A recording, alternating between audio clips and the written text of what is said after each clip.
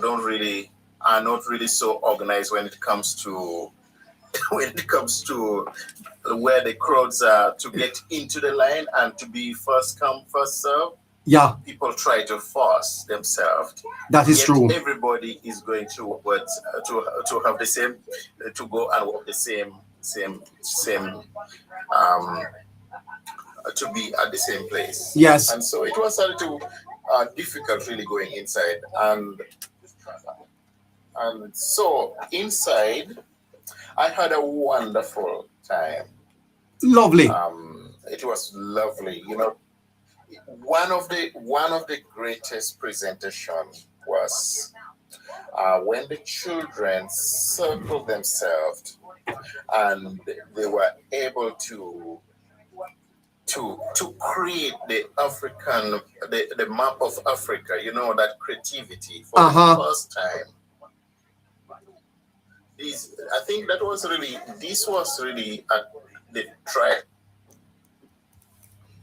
to show us more about. It was more about the Africans. You know, it was really you're breaking up a bit now. Because I was supposed to go through gate. I was going through gate 1. You can hear me? Go ahead now. So when I was going through gate 1, yes. You can go with mommy. Go with mommy. When I was going through gate 1, people were really full. I'm sorry for the background. People were so full. And I just told the policeman, because he never allowed anybody to enter through that gate, and said that spot, it was full. Yes. I just told the gentleman, I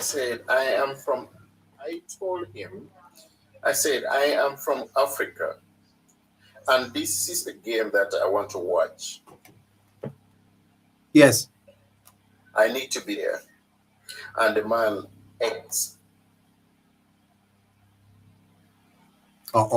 cute the child to go through where nobody could enter. That was really a big respect, you know, that I got through that gate, you know.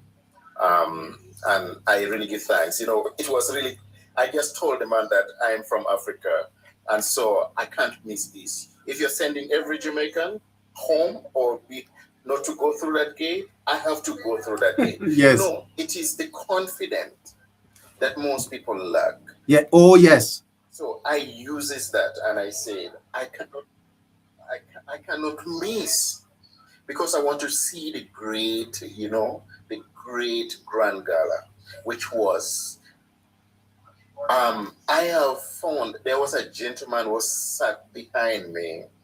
I have never seen a man that loved Andrew so much. Wow. I never identified him. Yes. The man was behind me. The welcome. If you see, I had a clip of video with him at really how he was so excited. When the Prime Minister came into the stadium. Yes. At first, there was something that happened. The wife, the first lady. Yes, there was a little error. There was a little error. Come first. And when they see only one vehicle coming, the man say, "No, Andrew can't come like that." Yes. He said, "Andrew cannot come like that." Yes. So that was the first lady. Said, no. Yes, and when the first lady come, said, "I tell you."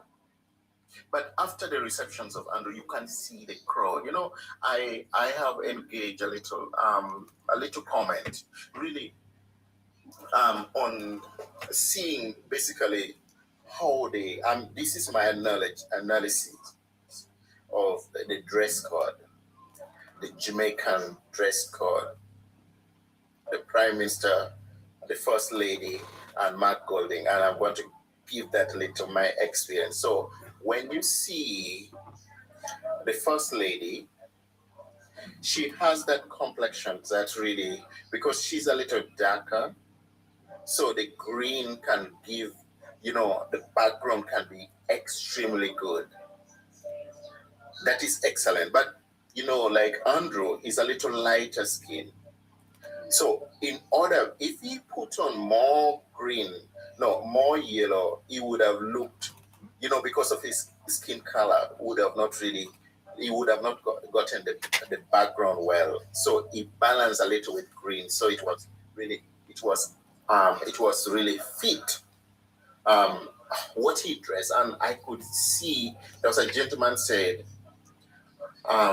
the man did not even dress that much, but he put on a Jamaican color, and he was well prepared. You cannot look at somebody. He came as one. A man a yard.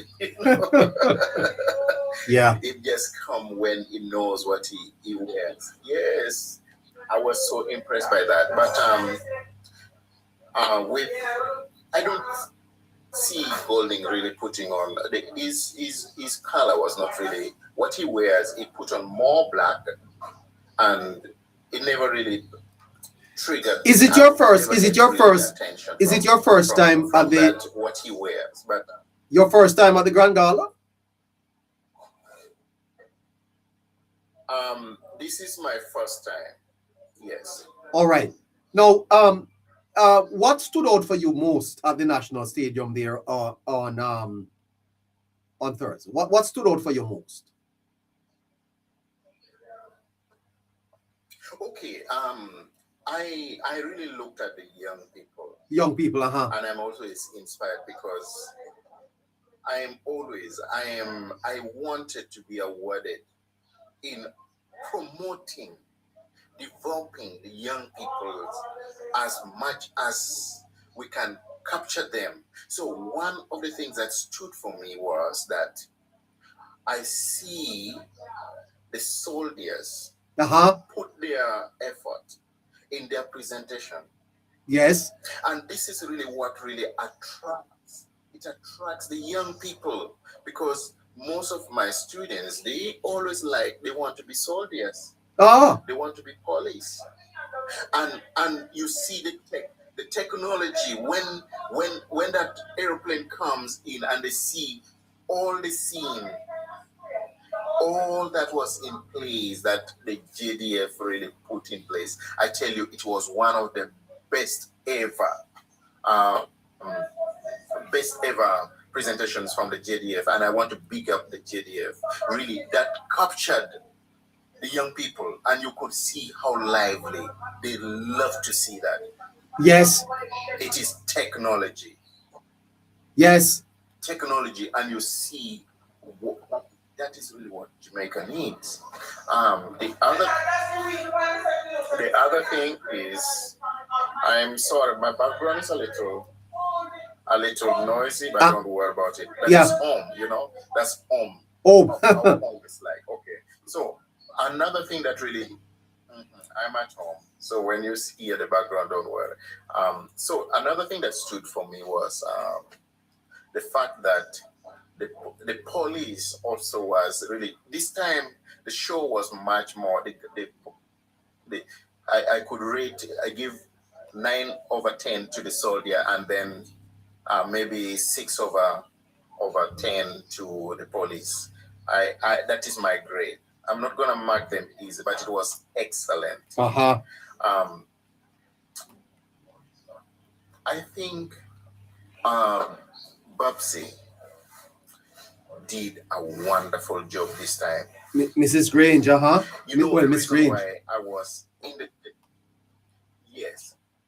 The reason why I was in that stadium. I wanted to leave a history, because if this is the final, because in the next 3 years they will be building the new stadium. Yes. Stadium. So I wanted to be a part of that final. I can say before this was built, you went there. I was there. and I could make that connection. I Uh-huh. can make that connection to the generation that is coming, because this is when you don't attain certain things like that, you miss a lot. You miss a lot. Um, Yeah. I was I was also touched, you know, with the performance and the involvements of the little one, the young ones, you know, the youth, how they were engaging people by their, by their dancing, and everything was really well put together. I tell you, this is really what we need. What I'm saying is that we need to have a mindset in order to restore, because people could not leave the stadium because there was nothing boring. Oh. I reached home maybe, I left and I reached home after 12. Ah. This was the longest. Yes, I reached home after 12, and the show, the presentation was really excellent. And anybody, as they said, little but Talawa, I could only say that Jamaica is little but mighty. Little That and is really mighty. what it means. You could see little but mighty, big, huge. The heart was there, and I think everybody appreciated this time. Only a little people will complain about more about maybe the ticket or the entrance, but before you go to the glory, there is always, you have to know, goal has to be what? It has to go through fire. And people need to stop complaining and see how best they can bring solution. That's Even that, people should have tried to only give comments that really are positive, that you see next time what should we do better. yeah. That's how I see. Yeah. Complain will never really solve a thing. Yeah. One other thing that stood out though too, sir, is that it was one of those occasions when Jamaicans came together, um, not orange or green, but the black, gold, and green came together for an occasion of our 64th anniversary, independence. That is something that we need to cherish also, not true? That this is not a partisan event.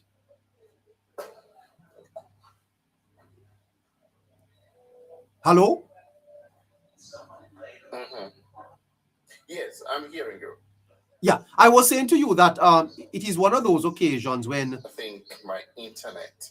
oh yeah, I think his internet is a little crappy there. Yes, I'm way out in Clarendon. Okay. I'm way out in Clarendon, and that is really, I'm way in deep rural area, and this is really amazing. Cool. I have stress free Yes, because it's I it's have cool. my It's cool family there. and It's cool there, eh? everybody's. Yes, it's cool. Okay. Yes, it's cool. And I went to I drove today. I went to Mandeville and Yes. then come back to Clarendon. I went to graduation, the what you call it, NCU, Northern Caribbean University, had their Ah, graduation. So I went to support a friend, right. Uh-huh. and I just got home and relaxing, and I said, yes. Mhm.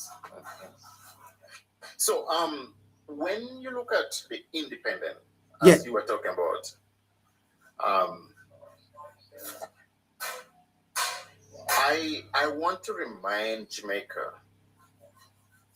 about the national anthem. Yes.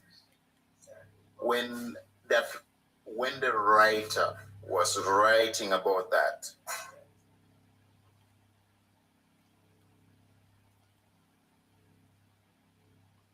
Oh, he's on a little bit of break. He's on a little bit of break today. Um, he's a little pause there. Okay, so we are we were a little off with him there. Um, Hello, sir. I don't know. I think my internet. Yes. You're back now. You were saying Yes. something to me Yes. about the Can you hear me? um yeah, you were saying something to me Yeah. about the There's something that happened. uh-huh. The national anthem, Right, which uh-huh. was very, which was very connected because there was one of the persons who was leading. I mean, from he said we should sing the national anthem, Mm-hmm. and when we sang the national anthem, we only he said um, it was to be played. I think the JDF, the police constable were the ones. The police band was playing it, and no, we only sang one verse, Uh-huh. and we stopped. I tell you, everybody was amazed because they said national anthem has never been sung on the one verse. So everybody started complaining. Oh my. They wanted both The verses. national anthem is a yes. They wanted. They said we can't. And once you're singing, you have to say boom. You know, there's that part. Yes. There's that. There's that part. And they said if you don't say boom, that you don't feel it. Yeah, that's it. That's a So Jamaican thing. when we sang the Jamaican thing, so but there was a plan B because they thought that was really they were just introducing because they just sang one, and then there was somebody who was going to give us the whole meat of the national anthem, and then that was really was comfortable. But as we're saying, is that parent we need to engage children in the national anthem. They should understand what they are reading, what they're singing, the meaning behind it, because it has a deeper meaning, and also it connects because I've learned that parents, we have grown in a time where we used to sing the national pledge. And wherever you are with your child, try to go and teach your children with those national pledge. Let it be a part of them. As I said, when you look at the national pledge, you feel that when you complete your studies, you do whatever you're doing it for your country. And that is really what is important about these two, um, the national anthem and the national pledge, because people around me were talking about it. But I have seen one love, Jamaica love their colors. I spoke to one of my friends who was overseas. She said she put on her dress with her color and she danced all through the Grand Gala because she was following online. Yeah. Yeah. Anyway, so if persons, yeah. if people who are Yes, sir. Anyway, I'm going to jump. I'm going to overseas, they yeah. appreciate. Yeah, man. Yeah. Your line is a little So if people who are overseas, they appreciate what it in Jamaica. Yes, I understand that. Okay, thank you. Let me all give right. chance to those persons who have Better internet. their line is okay. Yeah. Cool. All right. Great. Okay. Thank you. Thank you so much. Thank you so much, sir. Thanks. Great. I appreciate it. This is the Sunday review on the Hello Neighbor Show, the Politics Plus podcast. Oh, Hello Neighbor Show. Sorry, the Politics Matter Jamaica Hello Neighbor Show. Last week, the National Awards came out, and the journalists down at Nationwide got named for a national award. Mr. George Davis.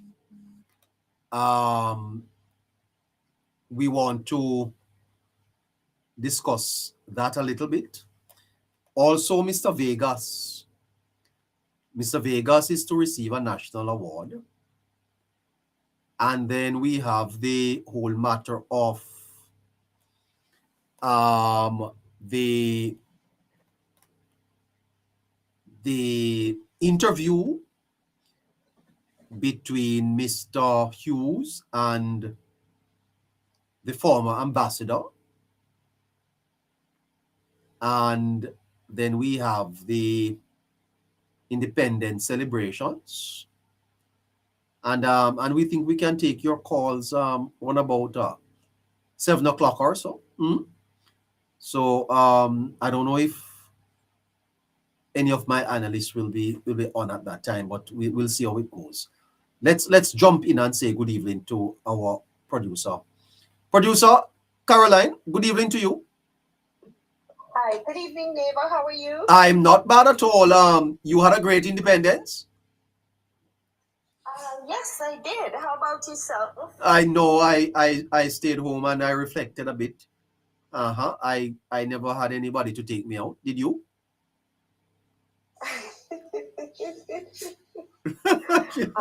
She laughed at me. Neighbor, when you're in Jamaica, me? you don't need anyone to take you out. You just gotta show up. Okay, yeah, that is true. Did you know that in what is called Dead Yard at Jamaica, you can just go there, go eat food and drink liquor. Just turn up. You don't even have to know the people. You don't need to know them, You don't even. No, I know that, neighbor. You don't have to know the family at all. You just go in. As a matter of fact, they'll give you a place to sleep. Oh, is it? Oh yes, oh yes, oh yes. But what a fantastic celebration. By the way, Caroline, you know what people are talking about coming out of the Grand Gala? Juliet Holness's dress. Did you see the dress? Oh gosh, neighbor, it's gorgeous. Oh my God. So gorgeous. Oh my God. Listen, it has broken the internet. Juliet Holness has gone viral. Boy, I tell you, and now they're going to talk. First lady touched down in the national stadium in a dress. Me said, my God, everybody talking about it. Yeah. Yes, she's fabulous. She's truly fabulous. She nailed it, Caroline. Oh, she nailed it. Oh, she rocked that dress, eh? She sure did. Listeners, tell me, who look better in green, Caroline or Juliet? Both. Oh, well, yes, it's a tie. It's a tie. It's a tie. You are the first lady of Politics Matter, the Hello Neighbour Show. And I'm happy you had a great independence. So you're actually in Jamaica. Oh gosh, yes, neighbor.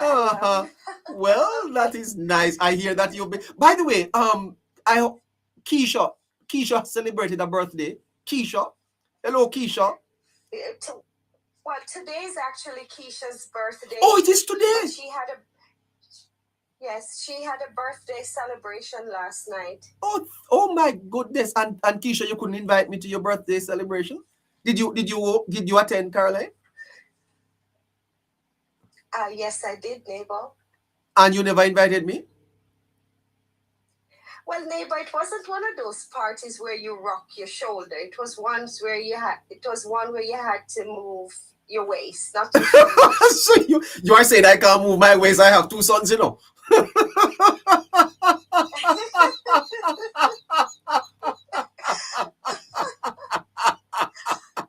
You see this lady telling, I have two sons, and I'm sure you had to do something with you. Oh boy, I tell you, when they say that Kimmy, they say that I am old and cold and I'm not a young man. I can't go to party. Anyway, happy birthday, Keisha. I hope you had a great night last night and a great day today. Chubby hype, damsel. That Damsel was at the party. Hello? Yes, neighbor, the entire crew. What did Rockstone you saying to me? Blueberry was there too? See, Damsel saying how you galang, how you. By the way, hold on. Damsel is saying how you galang with yourself. Is what you galang with the moderator? What you galang with? Damsel says she galang with her. I have no idea what she's speaking of, neighbor. Damsel, please text me and tell me what Caroline did at that show. That because I need to know about it. Anyway, nice to be. By the way, Caroline, we're taking it easy tonight. Tomorrow is Monday. We will start the hard stuff tomorrow and the tough analysis. But I wouldn't mind talking to some of my listeners. Neighbor, I have a video. All right, Damsel. Thank you. You're gonna send me a video. Thank you. Thank you so much, Damsel. No, she will not. Yes, she Damsel. Will not. Damsel, you will not do that. Send me the video, Damsel. Oh God. Neighbor, I'm going to block her. No, you shall not do that. She will send me the video. Listen, Caroline, go on with us. I'd love to see her dance. What a fantastic family this is. The Hello Neighbor. The Hello Neighbor family. Anyway, it was good. Okay, Damsel. Oh, hold on there. Okay. I'm getting videos here. Wow. Anyway, later, producer, later. Okay, neighbor, I can't believe Damsel is doing that. She will not get any more invites. Well, you and I can work Not that at out all. on the other side. Oh my God. Damsel, please don't. Okay. I beg you. No promises oh my here. God. The Hello Neighbor family is a great family. Listeners, good evening. Good evening, everyone. Good evening and welcome, everyone. Could you please tap, share, repost, send the heart me's, and keep the comment section active as well. Are you live on YouTube, neighbor? I am live on YouTube, and I want you to tell the listeners, Caroline, that this week, each of them is to go to the Hello Neighbor store and purchase a gift. I want you to tell them that. Every neighbor, right, I need to go over there and purchase something. I see, but you just did, neighbor. So I will just ask them to like and subscribe at YouTube. Good evening, everyone. For TikTok, please send some heart me's, please. Thank you. Have a great show, neighbor. Yeah, the store is back up. It's the remind me what's the name of the store? No, I can't add the next page just yet. I don't know what is happening to that. We're gonna have to sort that out, Caroline, in the coming week. It's the Politics Matter JA PMJ. So if you go to YouTube and I don't know how you get or we will share the link. Go to the Hello Neighbor store and pick up an item and support us. Okay, Hello Neighbor store. Thank you so much. Anyway, so there are moments, you see, when a country pauses, when the political arguments becomes quiet, and the partisan colors become less important. The usual noise of public life gives way to something more solemn, and the country claps. The country claps when one of its own is recognized. And we clap because in that moment, we are saying, we saw you. There is a lot that is being said about George Davis's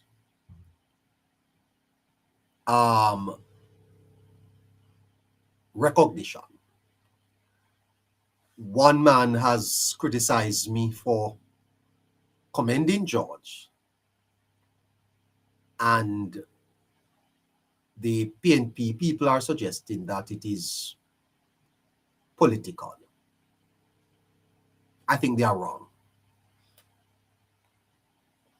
I think they are wrong. Mr. Mark Golding, you see, made an appearance on Andre Stevenson's program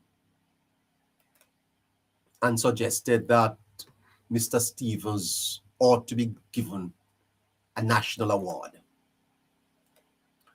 Andre Stevens. You know who Andre Stevens is?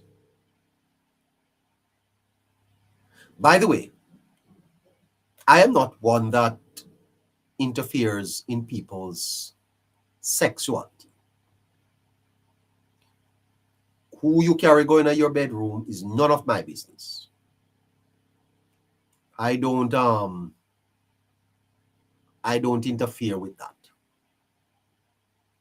That is between that person and their partner and God.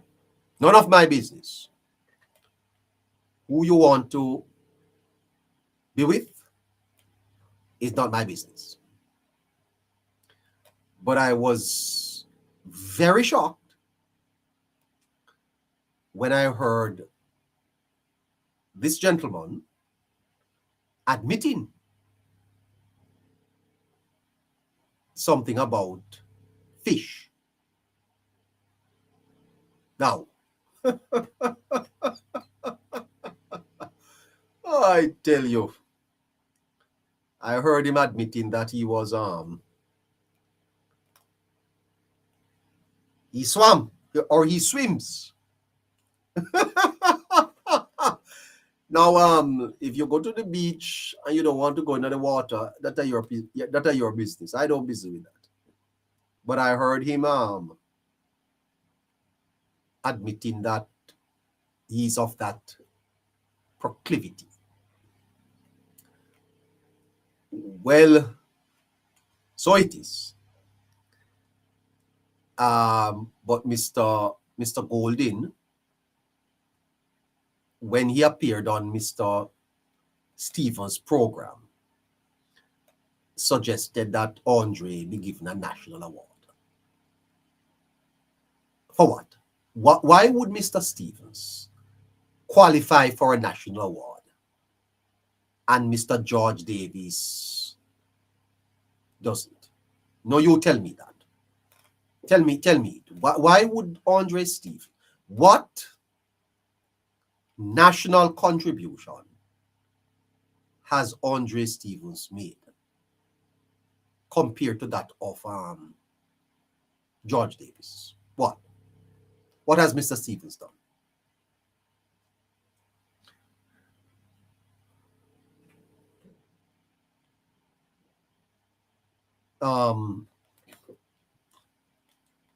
I think the PNP people are wrong. I think Mr. Davis is very much deserving of this award. And I think it is important, you see, Kimmy. Listen to this, Kimmy. Hey, Joyce Major, how you doing? Because a society does not honor journalism when it rewards the journalists. A society does not honor journalism merely when it rewards journalists. A society honors journalism when it respects truth. And I want you to look at this honor in the context of truth. Truth matters. This is a reward for speaking the truth. As a matter of fact, I have been very... There was a time when I was shocked. I won't say I'm shocked anymore, but I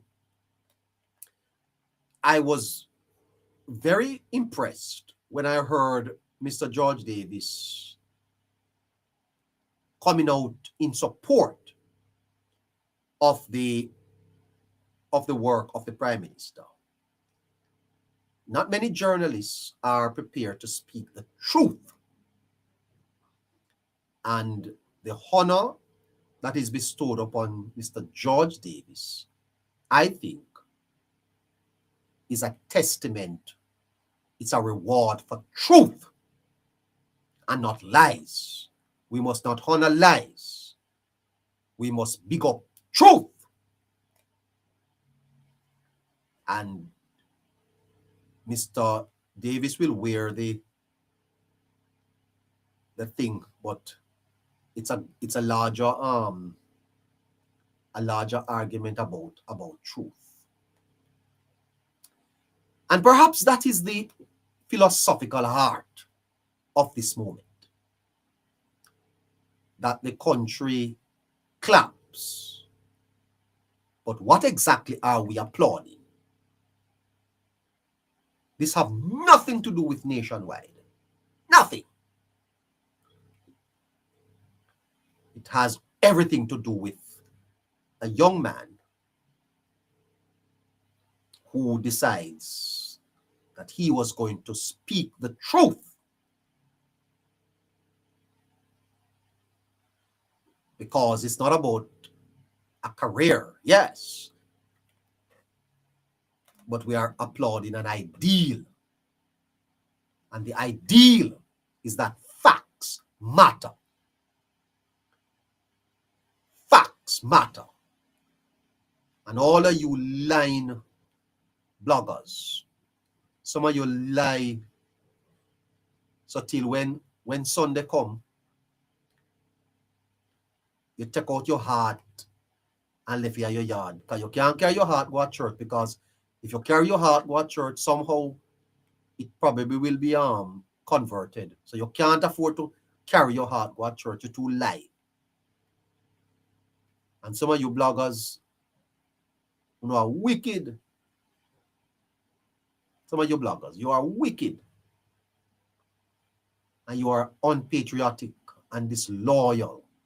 Because you know that what you're online doing is lying. You know, a man called me. A man called me, you see, and tell me that he said, neighbor, PNP didn't lie, you know. They lie. Them lie. Okay? Pure lie them tell. And so we're applauding the ideal. And the ideal, you see, is that public information should be treated responsibly. You hear that? All of you bloggers. Social media now has a larger audience than traditional media. Cumulatively, the microphone that you occupy on social media ought to be handled more responsibly. And the Prime Minister, you see, made a compelling case that some of you may be very much arrested. Listen to the Prime Minister. And we say these units are now built, and 5 of them, we're not taking away the dignity of the people. No, we're not taking away the dignity of anyone. The indignity is that they didn't have the house. The indignity is that they were living in cars and under trees and in structures that are about to collapse. It is the giving of dignity now when they get the house. And the pride is not just the pride of the beneficiary, it is the pride of the nation to know that your country, your state has used the taxpayers' funds in an accountable manner to raise the dignity of the people and to raise the dignity of the nation, one house at a time. We will not stand and allow falsehoods. Now, this is what I want you to listen. And as a matter of fact, the PNP bloggers are taking this very personal, and I think they should. And I think the Prime Minister ought to double down on it. I'm going to spend a little time on this week, because I think it is a very important point that the Prime Minister has made as we enter our 65th year of independence. We cannot allow lies to take over the country. Go ahead, PM. It will not stand and allow falsehoods, misrepresentations, downright lies, and mischief to lead this country astray. This government is committed to communicate with the people of Jamaica on every issue, on every falsehood, and every false claim. We will be toe-to-toe responding. And we're going to step up our response as well, because some of what is said borders on inciting violence. Much of what is said is also illegal and unlawful under Jamaican law, and we intend to prosecute those persons who break the law in this. The nation is at risk if we do not act. Well, I heard one PNP blogger furious about it. The Prime Minister said some of them are going to get locked up. Now, this is not the Prime Minister talking about arbitrarily locking up Jamaican citizens. Not a thing no go so. What the Prime Minister is suggesting is that if you break the law by peddling falsehood and creating mischief, that the state, the Jamaican state, is going to exercise its authority in protecting the protection of its citizens to make sure that your microphone is taken away from you. Because you can't just come on media and create mischief. Facts matter. And all of them lying bloggers. Take note. You know, lie subtle. And some of you, your days are numbered. Asking everyone to tap, share, repost, and send a heart news, please. Your days are numbered. You don't tap, tell lie. You can support your party, you know. No one is saying that you can't blog on behalf of your party. All right, go ahead and tell the people how wonderful Mr. Golin is and how him dressed nice and how him one market Jeep on it. Go ahead and do it. Nobody is preventing you from doing that. But don't go online and mislead people and lie. That can't continue. And so when the country claps, we are applauding a career, yes, but we're also applauding an ideal. And the ideal is that facts matter. The ideal is that public information should be treated responsibly. The ideal is that a microphone is not merely a piece of equipment. It is an instrument of public trust. And that trust is fragile. Because today, anybody with a smartphone can publish things. Anybody can create a video. Anybody can take an old photograph and present it as something that is happening today. Anybody can make a claim and attach enough confidence to it that people begin to believe it. And the danger is that falsehood does not have to look ridiculous to be dangerous. One little half-wit was online talking about the Speaker of the House having land title for people. And the Speaker was forced to come out to defend it, you know. A blogger was doing that. And sometimes they look professional. Sometimes they sound intelligent. Like one little one invited me for a debate. Yeah? Sound intelligent. But I tell them I don't do debates, you know. You want to debate me? I don't debate. The debate is already won. That debate is settled. You want to have a conversation? Join me.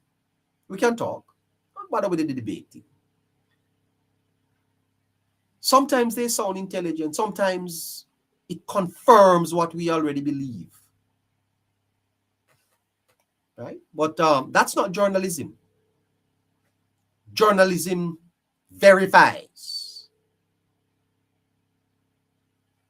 because the speed of information is not the same thing as the quality of the information.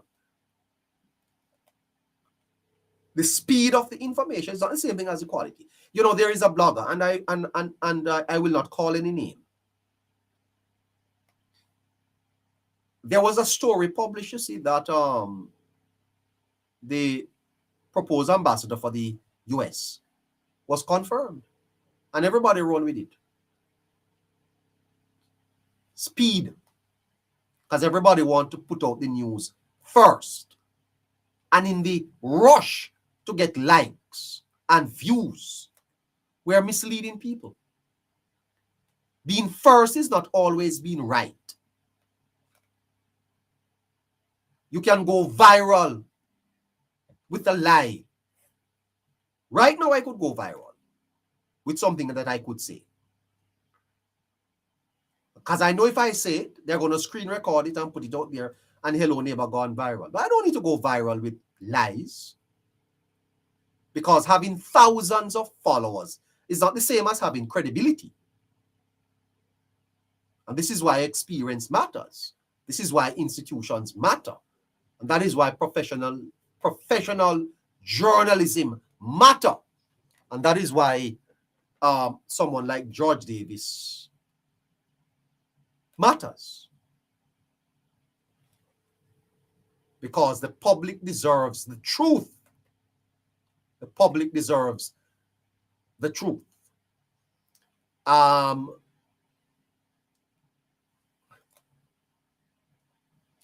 so Jamaica is not simply honoring a journalist. Jamaica is not simply honoring a journalist. Jamaica is honoring the idea that truth-telling is a form of national service. I'm going to say that again. To all of you who are suggesting that this award is political. No, not political. It's not the journalists that the nation is honoring. The nation is honoring the idea that truth-telling is a form of national service. In other words, if you are prepared to tell the truth, you can get a national award. You know, Wilmot Perkins was nominated many, many times for national awards. He's never taken it. Wilmot Motty Perkins. He never got a national award. Think about that. Never got a national award. This man here. Moti. Hello?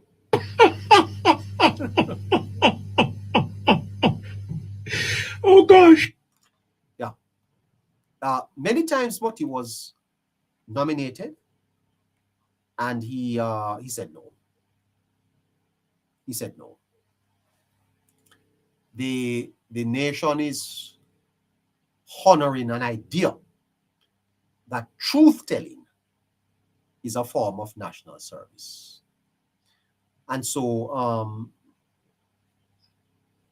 the career of Mr. Davis gives us an opportunity to think about that, because his voice matters and he tells the truth. So then, we honor his work and we honor his service, and we honor the courage to speak the truth. Now to Mr. Vegas. Because if you think that George Davis was getting flack, now you come to Mr. Vegas. And Mr. Vegas is an extraordinary Jamaican, you know. He's one of those persons that is selfless. And you would not know that Vegas took a risk, you know. Because remember, he's an entertainer. And entertainers are not likely to do well whenever they associate themselves with political parties, especially in Jamaica. But he took the risk, and at Vegas will also be getting a national award. Now, Vegas's service to Jamaica is to be noted, you know. And many people think about the risk he has taken, placed his life at risk, and the attacks he has come under in media, social media. Why? We are going to hopefully get a chance to speak with Mr. Vegas soon about his award and share some thoughts about that too. But just want to congratulate Mr. Vegas as well as George Davis on the national award. There are several other persons that have received the awards too. We will get to them. Of course, the awards will be given out in October around National Heroes Day. Now on to the whole matter of the Prime Minister and the comment on dignity. Listen to this, Prime Minister. Listen. We cannot give taxpayers money in anonymity. Let me make that point clear. If you are going to benefit from taxpayers' fund, it cannot be anonymous. There has to be a record. There has to be oversight. We have to test that you deserve to get the funds over someone else who is equally or more in need. Okay, so there you have the Prime Minister encapsulating Jamaica today. And why do I say that? That couple of lines encapsulates Jamaica today. I did a podcast on this. You can go and watch it on the channel, you see, the full story. But I want you to understand, in the context of 64 years, that Andrew Holness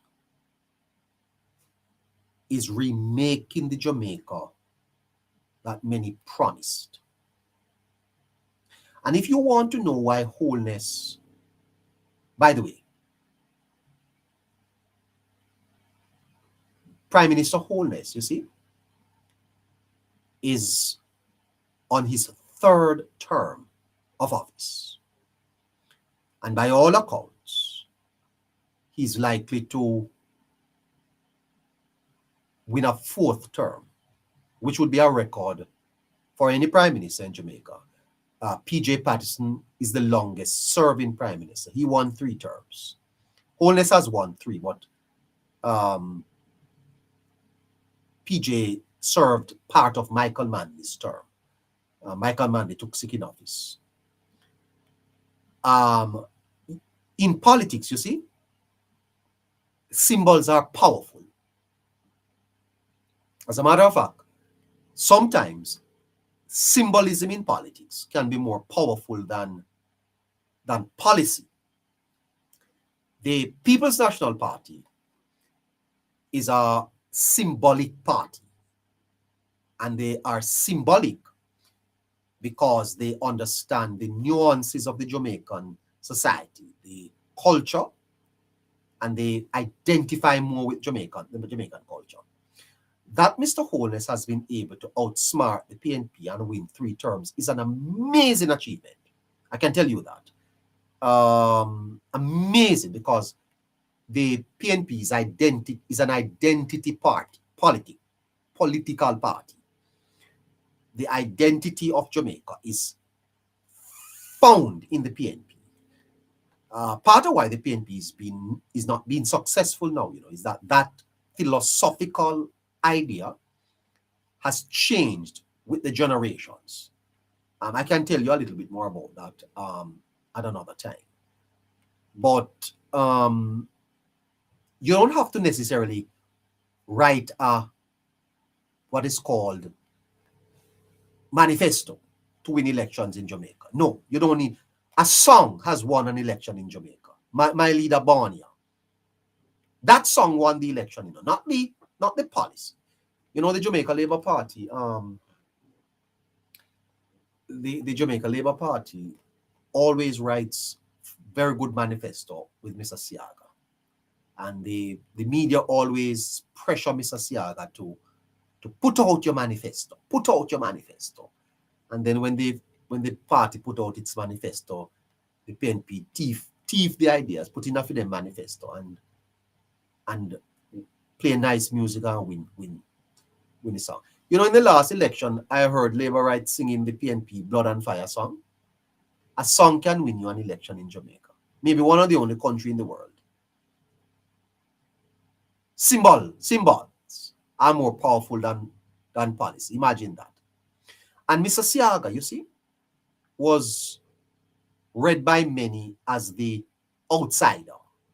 Siaga was not one of it. That's how they paint him. Light-skinned, technocratic, institutional, he was tied to institutions. Yeah. Then came PJ.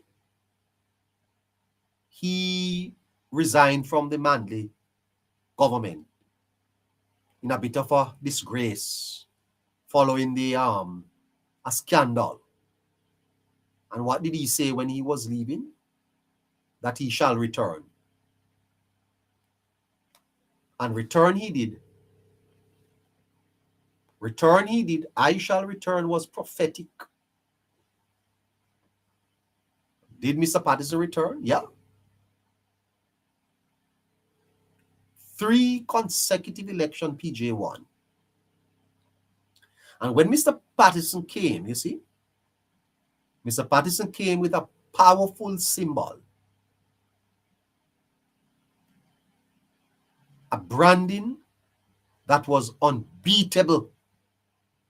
And it was deliberate from the PNP. He was the Fresh Prince. Black man time now. It's alleged that Mr. Patterson at one time said that if he came down off the stage and walked among the people, they wouldn't know the difference. That's Patterson's symbol, black. Couldn't beat him with that. You couldn't beat a black man at that time. You know what is fascinating? Is that Mr. Golding today has British heritage and he's a white man. Fascinating stuff. Politics is really interesting in Jamaica. Man, this is a place for politics. Politics matter, Jamaica. This is the place for politics. You want to talk politics? Let's talk politics. In a country that is 90% black, and where many were still carrying the psychological scars of colonialism, the class hierarchy, that black man time message did not just resonate, it liberated something in the psyche of the Jamaican people. Wow! Black liberation. Remember, 300 years of enslavement, 30 years of post-colonial mismanagement. And so for many, Patterson rise felt like finally one of us. Because before Patterson, there were brown men. Siaga wasn't a black man by no stretch of the imagination. Before him, Michael was a brown man. But Patterson, there is something psychological about it, because it is what the psychologists call recognition. Recognition. And recognition is the need to be seen, the need to be represented, and affirmed by power. And when the face of the state starts to look like the face of the majority, people feel that shift even before any material change happens, because change happens in stages,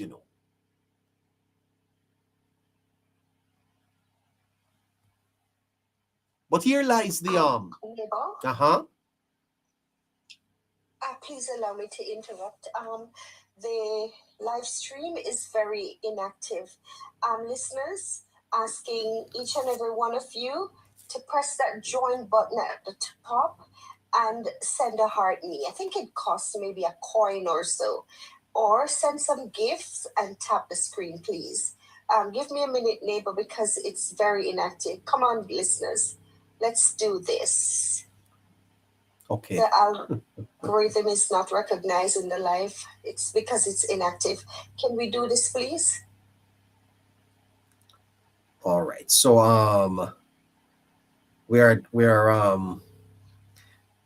want to bring you into the consciousness of independence and show you how Jamaica is poised right now to become a great nation, despite the setbacks and the pushbacks. So I'm taking you through the history because I want you to understand. I want you to understand where you are. No,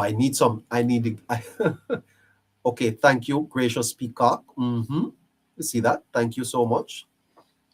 Let me go up on my You have to do means. Okay.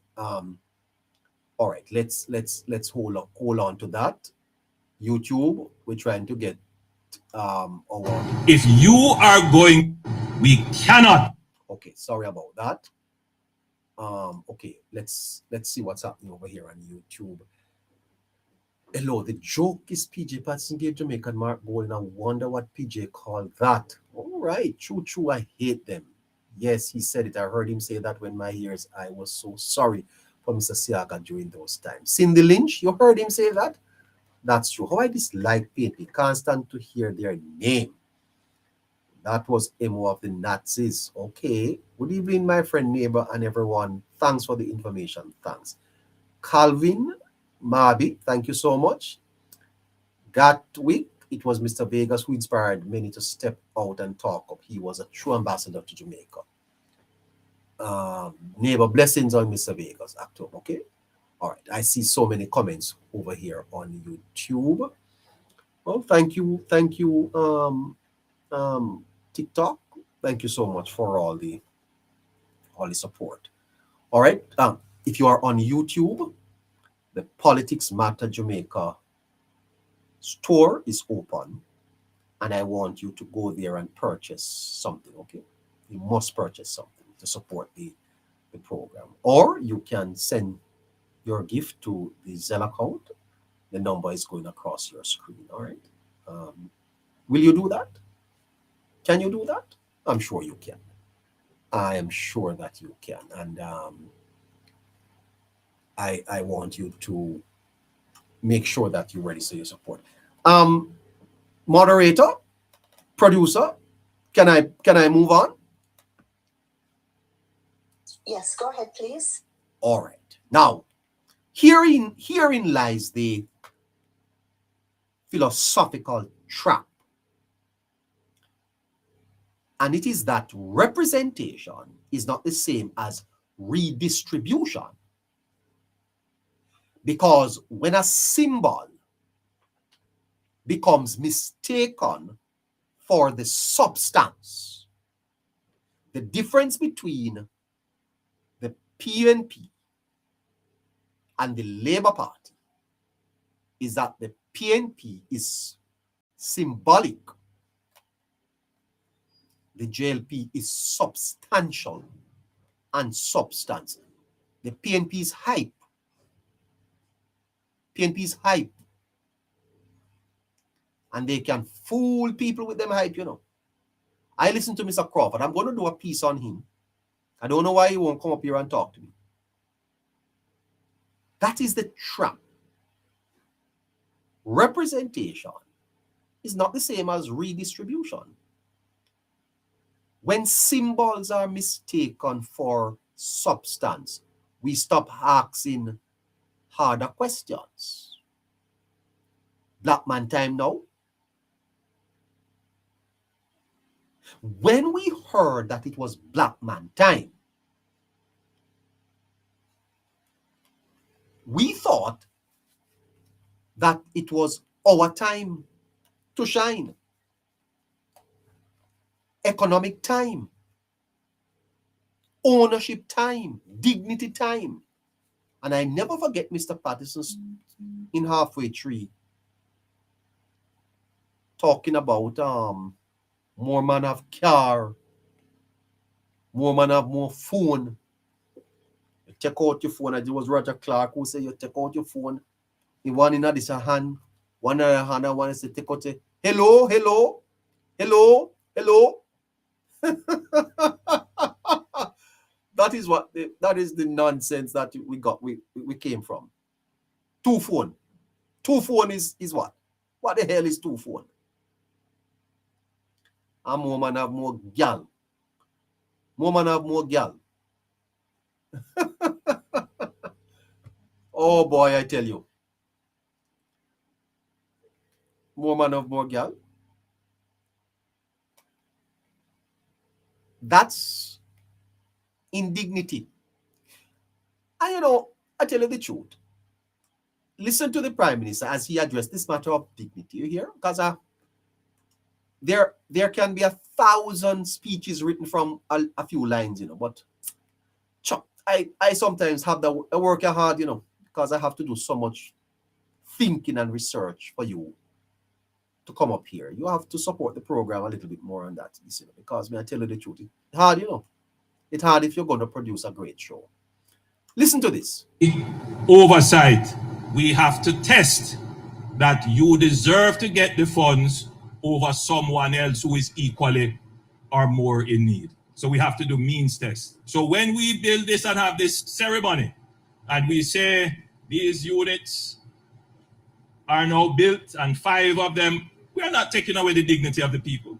No, we're not taking away the dignity of anyone. Okay, I'm going to stop it. I'm going to pray. But did you hear the Prime Minister say, no, we're not taking away the dignity? These are things that you analyze because it's the Prime Minister's soul that you are now. That is the psychology, you know? His body language, his facial expression. No, we're not taking away the dignity. That's what the Prime Minister. It's a fascinating thing, you know. It is we're not taking away the dignity of people. Listen to your Prime Minister, Jamaica. Listen. Dignity of the people. No, we're not taking away the dignity of anyone. The indignity. And then he raises his voice. And he changes his emotions, which tells you now that he is digging deep into his belief. He wants to make a point. So he shifts his emotions. He's now involved in what he is saying. In other words, he believes it. He's convinced that what he's about to say, he wants it to hit. And I want you to listen to it. I want you to listen to it again. Listen. No, we're not taking away the dignity of anyone.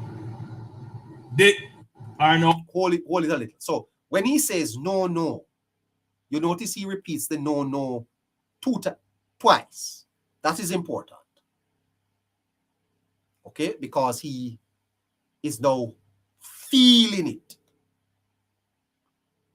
And he is addressing the criticism that is coming from the People's National Party.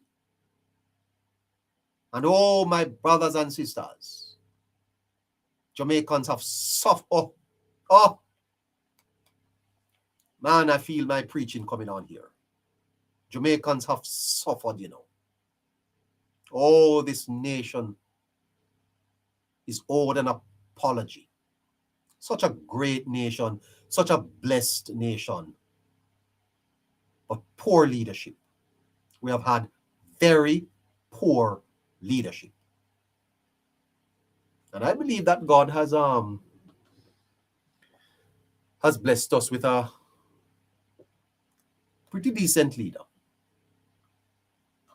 I'll play it again. Built, and 5 of them, we're not taking away the dignity of the people. No, we're not taking away the dignity of anyone. The indignity is that they didn't have the house. The indignity is that they were living in cars and under trees and in structures that are about to collapse. It is the giving of dignity now when they get the house. And the pride is not just the pride of the beneficiary, it is the pride of the nation to know that your country, your state has used the taxpayers' funds in an accountable manner to raise the dignity of the people and to... There you are. There you have it. Jamaicans were largely living in indignity. Black man time. Black indignity. When we heard about Black man time, that was a real expectation, you know. And it was human because hope is always at the soul of humanity. Hope, always at the soul of humanity. Because after 300 years of slavery and 30 years of post-colonial adjustment, people wanted to believe the door had finally opened. Finally opened.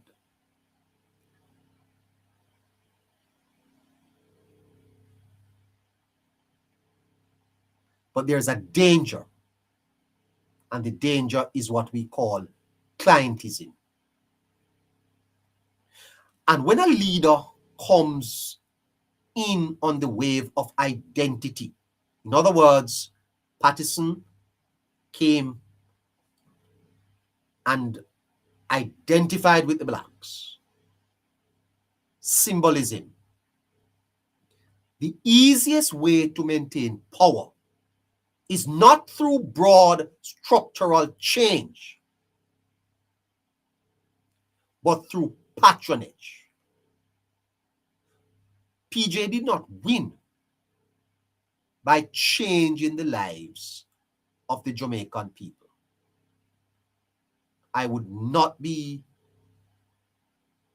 fair if I say he did nothing. But the PNP under Patterson largely practiced a politics of patronage. That's the easiest way to maintain power. And when you hear, coming back to your YouTube, when you hear labor rights saying that the party is not playing politics, and that them I talk about, you know, when you hear labor rights say the party not playing politics, what they are talking about is patronage. In other words, gravy politics. They want get little something. In other words, you have to make something reach me. And that has been the destruction of the Jamaican society. Patronage. Jobs. Contracts. Favors. Access. You know, a network where loyalty to party becomes the currency for survival. And we cannot have a politics. We cannot have a politics where loyalty to party becomes the currency for survival. That is rubbish. The politics of who gets what, when, and how. Harold Laswell type of politics, that. That is the PJ legacy. Because if wealth and opportunity flow through party channels instead of through institutions, you don't get liberation. You get a new hierarchy. You get a new hierarchical structure with the same old problem. A few at the top, many at the bottom waiting their turn.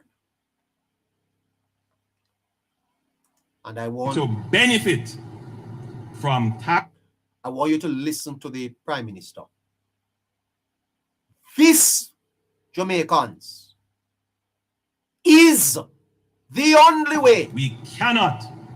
Before I play it, this is the only way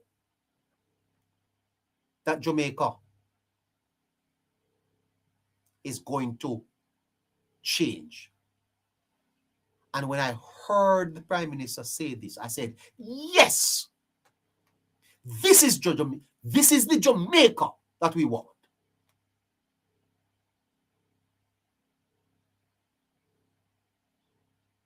And many labor rights don't like it, you know. Because then things are because them are labor right. They have to get car and house and land and business and chicken feed and fertilizer. Can't work like that. Because I want to say something here, and at my good old age, I don't even care. Don't even care. Prime Minister Holness is not the Prime Minister for labor rights. The Prime Minister is the Prime Minister for the whole country. The Prime Minister is the Prime Minister for everybody in Jamaica. And he is, and if I had the time tonight, I would have tell you why this Prime Minister getting a fight from some of his own Labour Party people. Because they too believe in the politics of who gets what, when, and how. And that politics is antithetical to the country's development. It has not taken us far. It will not take us far. And if we are ever going to reach Singapore, that politics has failed. It must not return to Jamaica. It must stay in the grave, dead and buried. Can't work. And that is the difference between my view. These are my views. The difference between the Jamaica Labour Party and the People's National Party.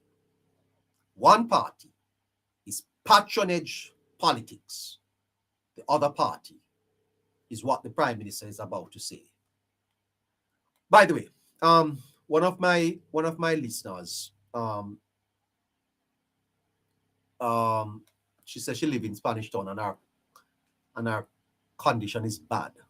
If there is anybody out there who can help a little lady with a little building material, get in touch with Caroline, and we will see what we can do for her. Please, I beg you. I want to back up. Clientism is danger. Because as I said before, if wealth and opportunity, Winston, don't give Caroline no more breadfruit and pear. You put on too much weight. If wealth and opportunity flow through party channels instead of through institutions, you don't get liberation. You get a new hierarchy with the same problem. A few at the top and many at the bottom waiting to return. That is why Mr. Thwaites said that it was the greatest transfer of wealth. The phrase, the greatest transfer of wealth from the poor to the rich, points to a deeper question. And the question, Winston, is, did the structure change or just the faces at the top of the structure. And under Patterson, the structure remained the same. Only the faces changed. In other words, black man became the men with the whips in their hands, putting it on the backs of the black people.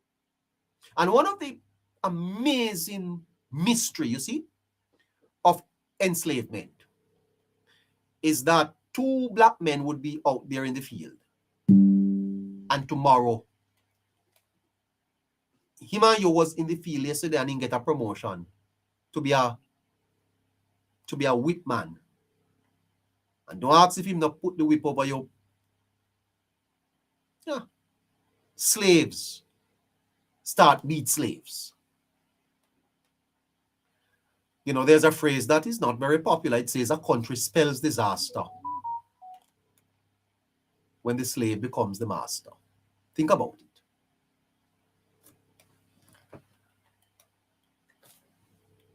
Listen to the Prime Minister. My time is going. Cannot give tax. We cannot give taxpayers money in anonymity. Let me make that point clear.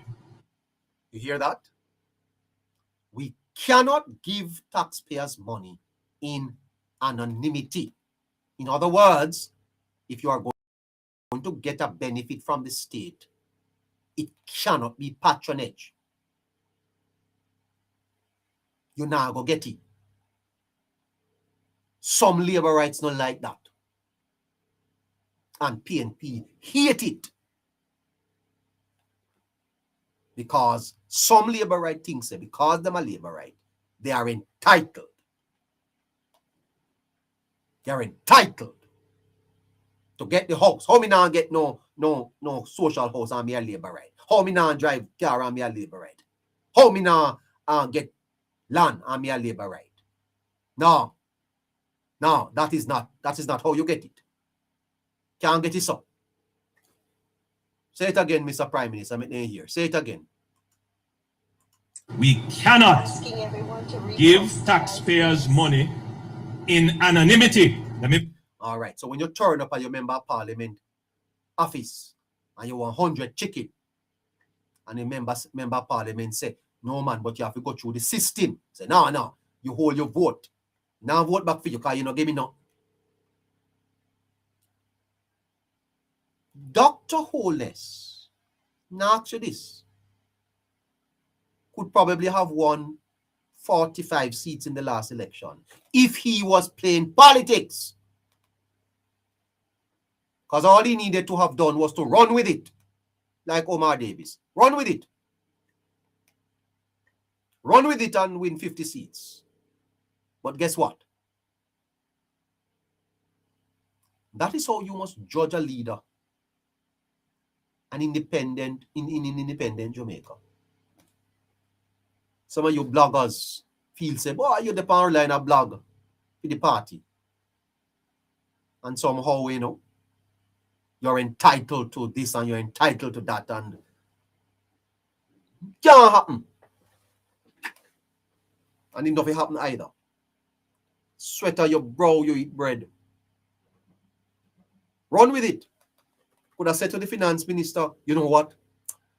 Make we find $10 billion, you know, and just give out some zinc or give out some fertilizer and give out some chicken and give out some seed. Can do it, you know. Government can do that and win election. What a scandal that would be. Listen to the man again. Listen.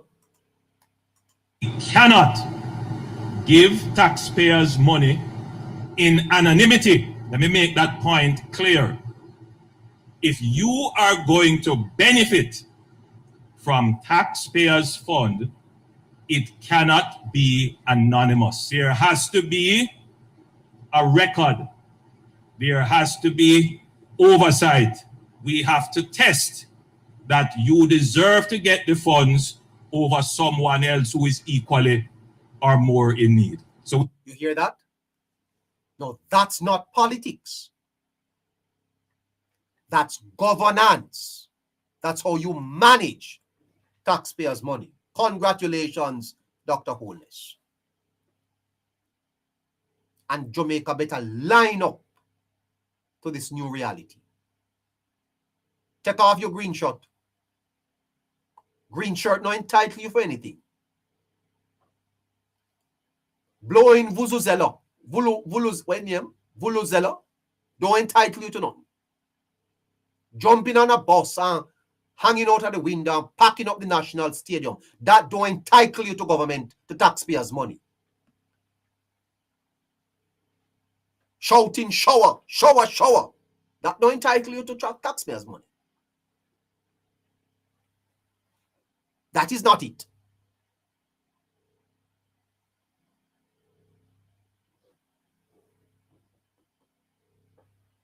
You know,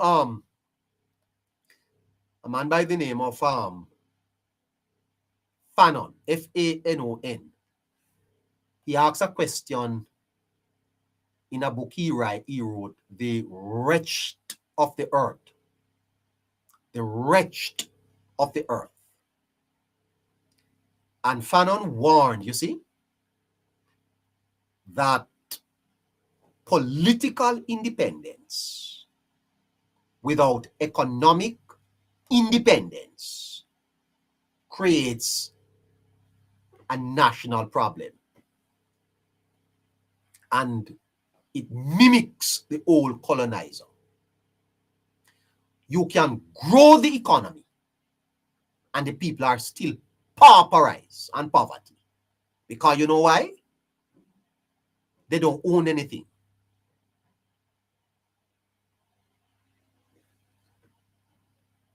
And that is a psychological blow that Jamaica has suffered, and we haven't recovered from it yet. Because hope is heavy. Jeff Jones, thank you. Thank you for listening. Hope is heavy. And when a symbol promises liberation and the material conditions don't shift from the majority, the material condition don't shift for the majority, it creates a specific kind of disillusionment. Not just that the politicians lied, but even when it was our time, nothing changed. That is why only less than 50% of Jamaicans are going to the polls. You know why?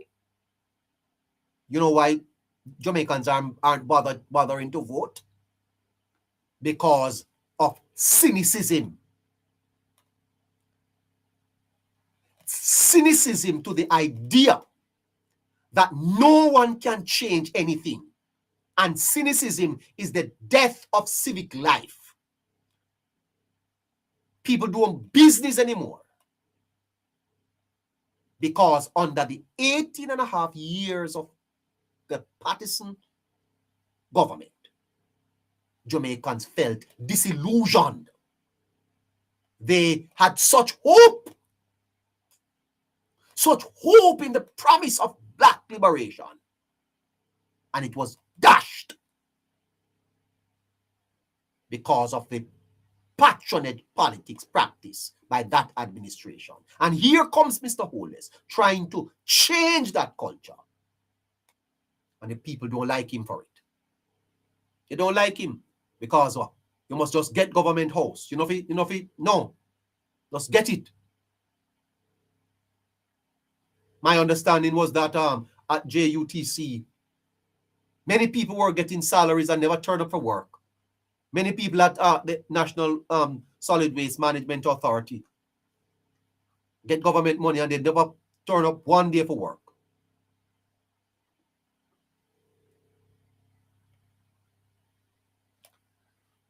And Jamaica better learn to separate symbol from policy. We can celebrate representation and still demand results.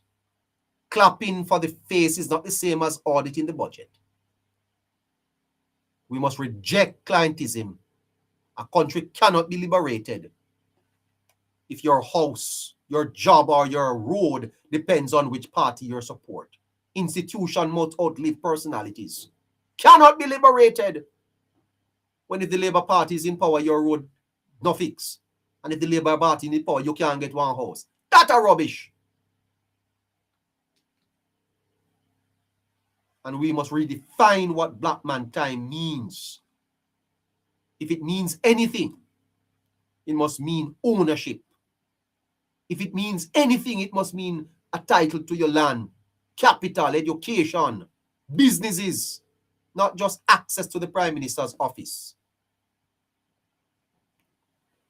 Mr. Siaga, Mr. Pattison, and every leader after them are chapters in the same book, the book of post-colonial Jamaica trying to figure out power. The Fresh Prince moment showed us how much Jamaicans crave dignity and recognition. Our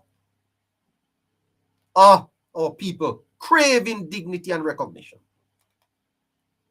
The years that followed showed us how much we still need structure. And that is what Mr. Holness brings. Structure, accountability, and economic justice to go with dignity. Listen to him again. Listen one more time. I hope I'm not boring you with him, because it's very important what he's saying. A record. There has to be oversight.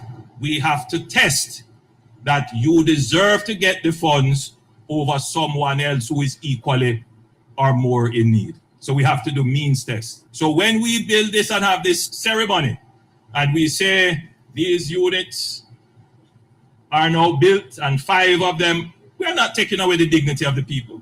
No, we're not taking away the dignity of anyone. The indignity is that they didn't have the house. The indignity is that they were living in cars and under trees and in structures that are about to collapse. It is the giving of dignity now when they get the house. And the pride is not just the pride of the beneficiary, it is the pride of the nation to know that your country, your state has used the taxpayers' funds in an accountable manner to raise the dignity of the people. Yes. And to raise the dignity of the nation, one house at a time. Man, this is politics. This is politics. This is inspirational. This is what Jamaica needs. Bravo to Andrew Holness. Bravo, Andrew Holness. I hold no grudge, I carry no beef, but I have to say it this Sunday on the 9th of August. If you love Jamaica, you have to love Andrew Holness. Not a perfect man, by no means, no stretch of imagination. But this Andrew Holness, I don't even know about the Labour Party as a party. I'm not talking about the Labour Party. I am talking about Andrew Holness. He understands government. He understands what it requires to transform a country. What a man. What a man. Yes. This man here, Andrew Holness, is a man of man. He's a man for the season. Believe me, tell you.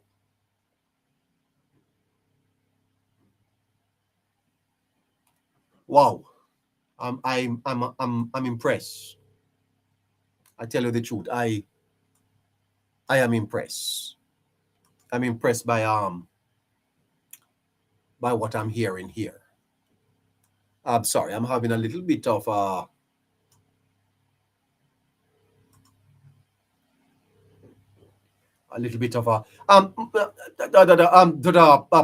producer, check if I'm live on YouTube there, please. Can you please? YouTube, are you hearing me? Are you hearing me? I want to make sure that I am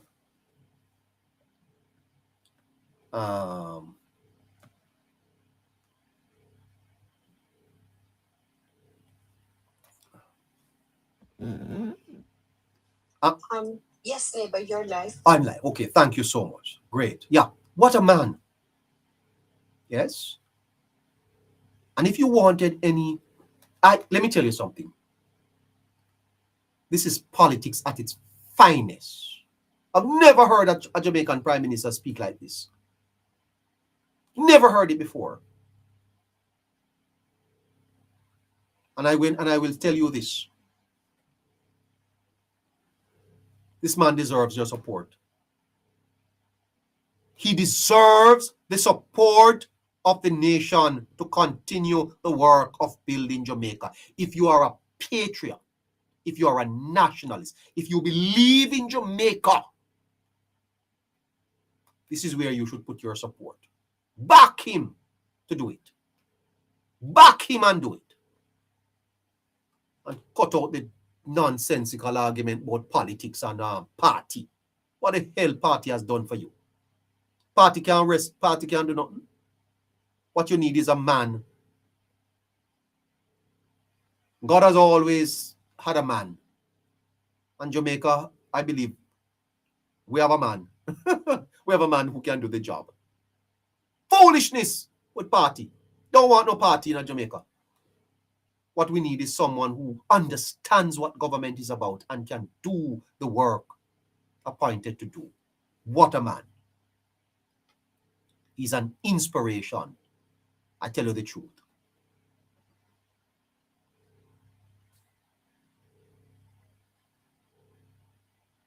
Symbols open the door, but only policy, discipline, and civic pressure keeps the door open. So at 64, the question for us is no longer whose time is it? The question is what are we building with the time we have? Man, I feel like I'm getting old. I feel like I am getting old. I feel like I want to preach. I feel like I am getting old. Yeah, and I feel like I have some things to say. And I don't have a lot of time to say it. Lend me your ears on this show tonight. Oh my goodness gracious me. I tell you. Anyway, 8 minutes to 8 o'clock. 8 minutes to 8 o'clock. 8 minutes to 8 o'clock. I have a little more time to go. Let me just oh man, I feel it in the studio. I feel it. Charmaine, oh, I feel it in the studio here. Oh my God, just warming up. My God. You know, so if Patterson gave us black man time, then why are people saying Andrew Holness is the one who actually given us black man ownership? Patterson gave us black man time. Andrew Holness is giving us black man ownership. And if that is true, why is there so much pushback? Why is civic society, media, so many Jamaicans pushing back at Holness? I'm going to tell you. Let's talk about the psychology of it. Because the Patterson era was about symbolism. Symbolism and recognition. Fresh Prince. Black man time now. And that mattered. It healed something. It told a generation you can lead. But 30 years later, people start asking, okay, but where's the ownership? Where's the land? Where are the houses? Where are the businesses? Still defecating in scandal bags and wheeling it down to the gully. They call it parachute. Why are the people still parachuting?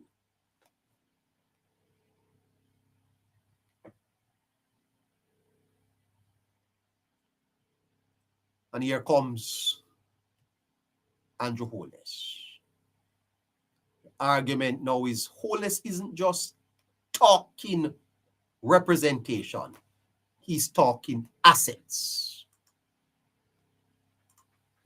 We will not stand and allow falsehoods, misrepresent to get the funds over someone else who is equally or more in need. So we have to do means test. So when we build this and have this ceremony, and we say these units are now built and 5 of them, we're not taking away the dignity of the people.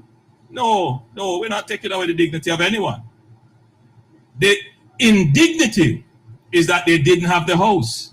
The indignity is that they were living in cars and under trees and in structures that are about to collapse. It is the giving of dignity now when they get the house. And the pride is not just the pride of the beneficiary, it is the pride of the nation to know. So that's dignity through ownership.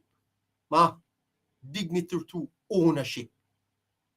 Not just seeing a black man in Gordon House, but seeing a black man with a title in his hand. One man called it container house trash. You know what is trash, sir? I don't want to tell you where trash there, but I'm going to do something about you, because I got a little bit of information, you know, and I'm going to be speaking about that sometime in the future. That's why there's a pushback. If this is what we asked for, why is there resistance? And I'll tell you why. For 30 years, we were told liberation looks one way. Now it looks different.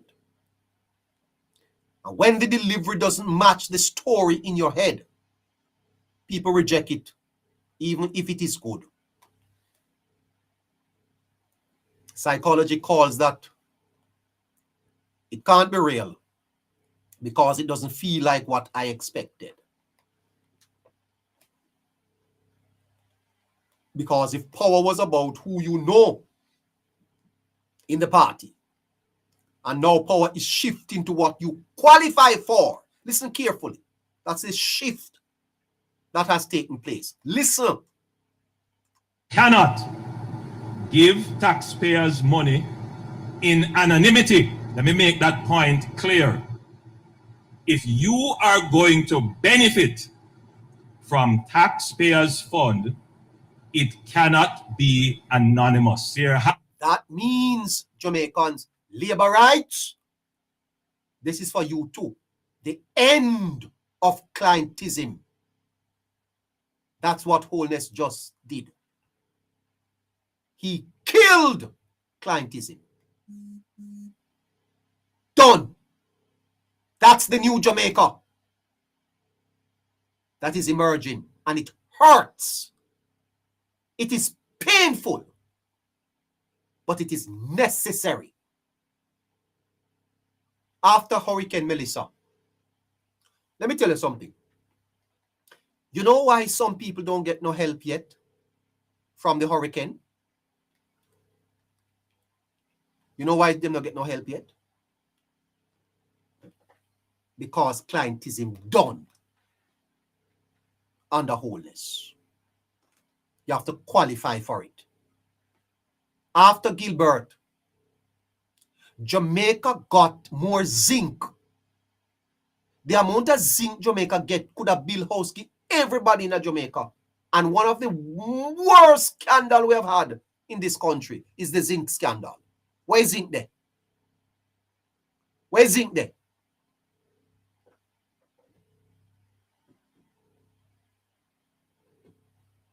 The end of clientism hurts, because if power was about who you know in the party, and now power is shifting to what you qualify for, what you qualify for. Some people get all 2, 3, 8. Some don't get none. Some people lose. The middleman lose. The gatekeepers lose. So of course they'll fight. After Hurricane Melissa, the opposition leader jump up and talk about give them $50 million each. $50 million. They got distribute to people. Taxpayers' money. Some of them call it dictatorship. Some of them call it authoritarianism, because systems that benefit from patronage always call reform a threat. And so they see Mr. Holness as a threat. Let me wrap this up. Patterson gave us recognition. That's the first stage of freedom, to be seen. Wholeness is pushing for self-determination.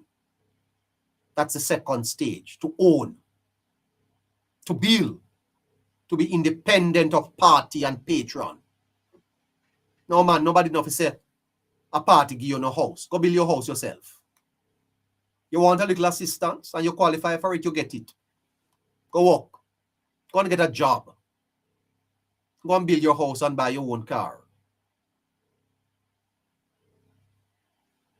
By the sweat of your brow, you eat bread. Government I know your daddy. Every stage of freedom comes with discomfort, you know. Because freedom means you can't blame the system anymore. You have to blame yourself. That's why there's a pushback. Because real liberation isn't a speech. So the question for you is, do you want the feeling of liberation or the work of liberation?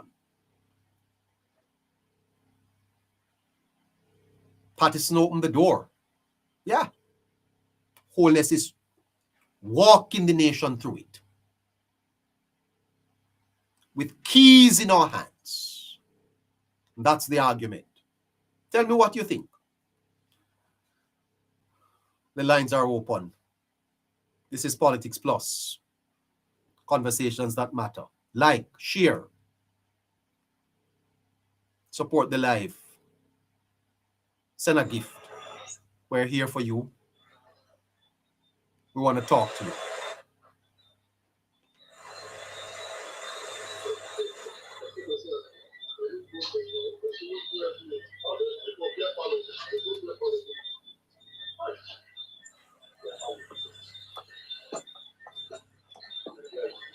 Good evening to you. We cannot give taxpayers money in anonymity. Let me make that point clear. Good evening to you. I'm not sure. I'm seeing people in the box. Are these people talking to me? Danny Reynolds Jr., good evening. Linton Sewell, good evening. Mr. Jerome Bryan, good evening. Oh, well, you know, hello? Good evening, sir. Good evening. Go ahead, sir. Go ahead. Well, I was really listening to you very much. I wasn't expecting to open the line, but all what you have been saying, neighbor, is fundamentally true, you know. And I really sit back and was listening to you, what you said. This is what I calculated, sir. I don't know if I'm wrong, but I come to conclude that the TNT is a cult movement. And it seems as if you get trapped when you get in there. Because for the life of me, I can't understand. The truth is piercing you in your eye. The things that we are seeing happening in our country is unprecedented. Some of us have never seen this kind of governance before. And we sit and we come on social media and spreading the propaganda and the lies. It's beyond me. Yes, sir. You know. But Andrew Michael Holness was called to service, sir. Yes. He's not like many of us Jamaicans who flip with every noise that he hears. Because a lot of us labor rights who we are still conservative, we want him to match the noise in the market. And he will not, because he was not called for that service. Yes. You know, and it's difficult. It's difficult for us to see how they put his name and, you know, but you know what, neighbor? Every time that they try to push him down, he rises to the occasion. And when he rises to the occasion, he rises 5-10 times better. Uh-huh. You understand me? I don't know if we have seen a leader of our country being recognized globally by the world. You know, the world wonders after him. You go on social media, right across Africa, right across Europe, right across the diaspora. His name is out there, but yet there are some people who are spreading the lies, and messing up the minds of our young people. Yes. But we really want to say thanks to people like you, neighbor. You seem to have some great people coming on your program. I sit and I listen. I've heard from Scratching a bit, but there is this young man, they call him Matt Sick. And others that have been fundamental. I have learned so much about my country, And for me, I want to see Jamaica strive. I want to see our young people stop being dependent, but being independent, Stop depending on the system, Stop stretching out their hands waiting for government to mind them, but get up, rise to the occasion, and make themselves a man and a woman. That is correct, sir. That's what I have to say, honestly. Yes. But I made a point earlier too, sir, that a lot of this I'm speaking to labor rights too, because labor rights have to understand that the clientistic politics that they are used to of handout, it applies to them too. Not because their parties in power means that they must be getting the gravy. No gravy no day in Jamaica anymore, sir. You have to work for what you want. Absolutely. And as the Prime Minister said, you have to qualify for it. So if you are going to get a house, you have to qualify. If you're going to get anything from government, so it's taxpayers' money. You can't just take it up and give it like that, sir. Yes, sir. But that is what we are paying for, sir. That is what we are paying for, That is the type of politics that we used to practice, Yes, because when our government we think we have the fundamental rights. And if you go across the world, social program housing, when the person who got that house, if that person dies or anything of that nature, the house return to the government or wherever the sector comes from. Okay. And I for the life of me, I can't see where. I remember in 2005, neighbor, when Katrina hit America. We always go back to that storm because it is a historic time in our life where it devastated New Orleans to the point that people had us to move all the way to Houston, Dallas, up in Texas, and they were there for years. Yes.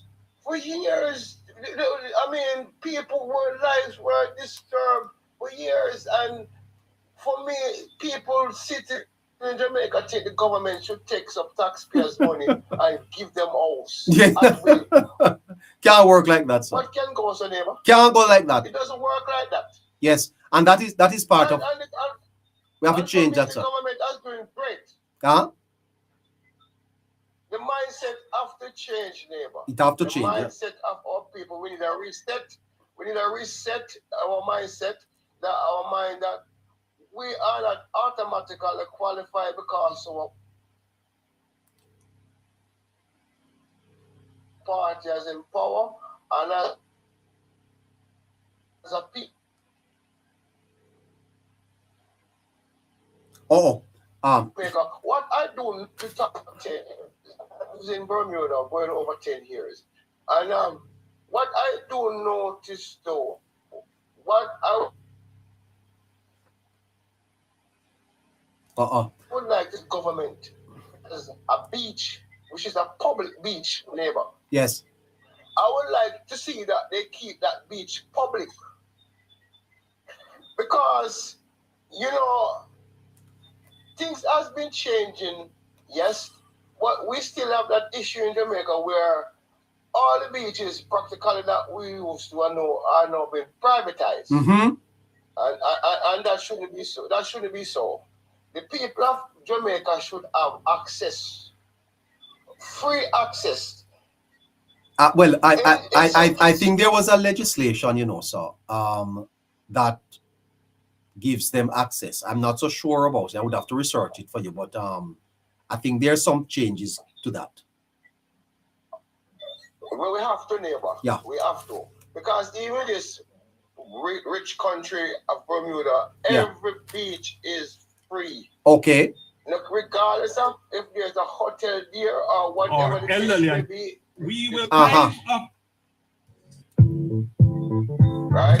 In St. Kitts, where I've been, is the same thing. And I saw a clip the other day, neighbor, where this guy from St. Thomas, where they took into the land that they were given the sugar estate land, and they claim that the government is coming to take away the land from them. Have you look at that situation, neighbor? Yes, I have. I think we will talk about that later in the week. But I thank you here, sir. Thank you very much, neighbor, for your time. Yeah, man, not a problem. Great. Marcia British, hi. British? No. Lowell? Good night, neighbor. Good night to you, sir. How are you? How you doing, sir? I am doing all right. How about you? Myself is doing fine, sir. From this time, first time I'm calling back the program, but I always listen. Well, thank you, sir. Great to have you. Yes, man.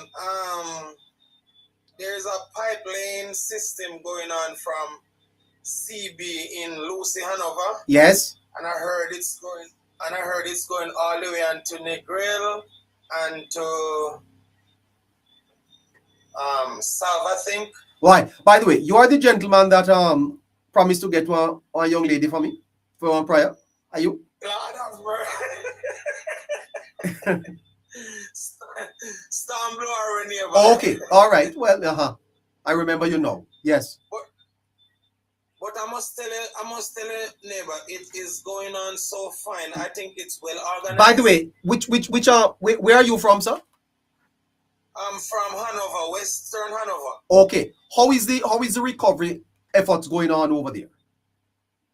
It is going on well in the neighbor because some of the people, they're only bashing, but they're not talking what good the government has done for them. Oh, tell us what is happening there. Yes, because under the roof program, I think that so many of them got help. Under the roofs program.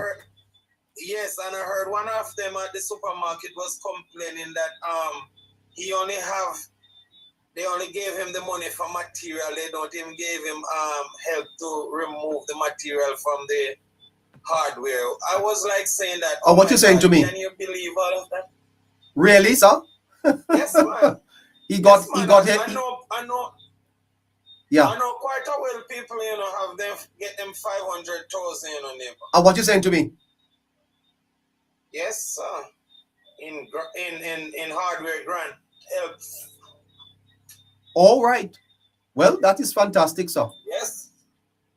Yes, man, and they're keeping I was listening to your program and I heard you say one thing there the other day. That the illiteracy must drive out of this country, but not just the illiteracy, neighbor, the biasness. And bad mind. Yes, because guess what? Everyone is looking out for themselves. Yes.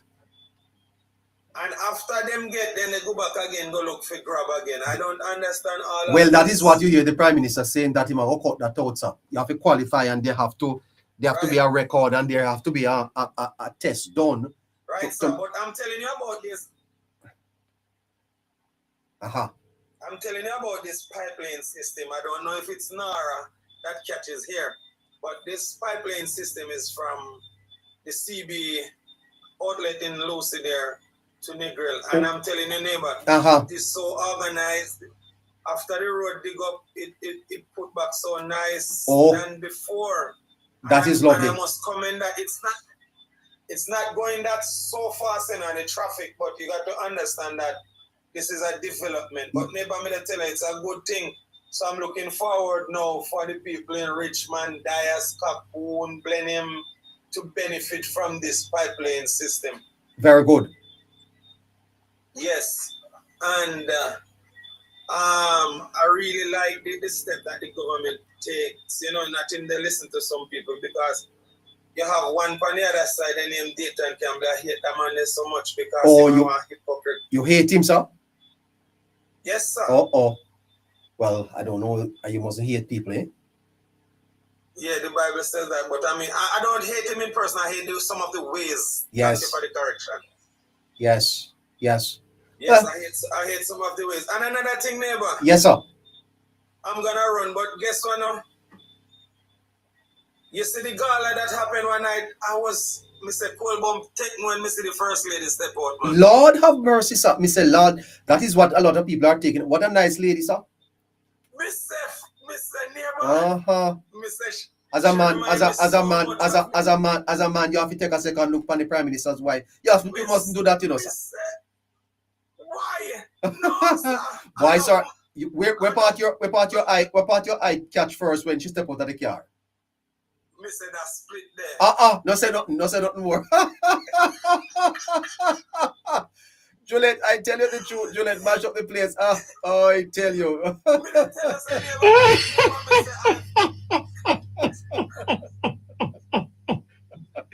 Oh gosh. And which split him at top boat? Which split him at top boat here, sir? Listen, yes, which split him at top boat? Oh Lord, what a green dress. Funny dress. Boy, you can't beat the color green, yes. Sir. Can't beat the green. Prime Minister wife top. Go there, Juliet. Go there. I tell you, they can't beat you in a parliament. Neighbor, Mr. Make sure they get so much fight in a parliament. Yeah, woman look good, sir. The woman look just feel good. The woman look nice. She's more than a woman, man. She's yes, a queen. Mr. When the lady step out of the car, Mr. Man, me have to turn off my TV. Turn off my TV. No, sir, me not turn it off. Me have to look on her. No, me turn off my TV because me don't want to look at the Prime Minister wife like. Yes, I don't care. Call her. Huh? Mister, then no woman now look at the Prime Minister. So me have to look on her. No, sir, I turn off my TV. I say, me don't want to see the Prime Minister wife looking so nice because he's a man, That be easy myself. You can't stand the neighbor. Continue to educate the nation. So God bless you. God bless you too. All right. Well, thank you. Yeah, man, respect. Okay. The lines are open. 17 minutes after 8 o'clock. We go with you until 10. Who do we have next? Coming on this Sunday review. You can talk about anything that happened last week. Who do we have next coming up to talk with us? There are some other things that we can talk about, but we want to give the rest of time to the listeners so that they can have their say on the Sunday Review live right here on the Politics Matter JA, the Hello Neighbor Show. Please remember that we are on Monday to Thursdays on TikTok and YouTube between 7 and 10 o'clock. And we are on Fridays at 8 o'clock and on Sundays at 6 to 9. The Hello Neighbor Show on Politics Matter JA, YouTube, and on TikTok at the moment. Producer, we don't have any calls? No? Okay. Well, let me see what else is happening in the news so that I can keep you occupied until the callers come. Pablo, hello. Hello, Pablo. Not there. Jermaine Blake, good night. Good night, Jermaine. No, neighbor, it's Jasmine. Oh, Jasmine. Hi. Hi, Jasmine. No, Jasmine is not there. Okay. Right. Unfortunately, no one wants to talk to you. Don't want to talk to me. Well, you can. I can talk to I can talk to myself. Well, there are a couple of other things that are here. The narcotics police are searching a shipping container in Kingston this afternoon. Wow. The police is on the scene there and they are searching for that. The national awards are being discussed all over Jamaica. Owen Myers, good evening to you. Hello. Even Hi, Owen. How are you doing? not bad at all. I relax on my bed, you know. Oh, you're in your bed. Yeah, when I relax, man. Nice, man. Nice. How are you? How you enjoy your independence? Great, excellent. Were you at the Grand Gala? No, but I watch it carefully. Mm-hmm. Was not nice, man. Whenever I leave Manchester, cause by the time I said full up, I'm link up there. I'm waiting them say, oh, never said they come, I'm now get shoot. Now we'll get in. So, well, what's on your mind? Neighbor. Yes. Could you check from your side for Alluriel 569, please? Okay. Yeah.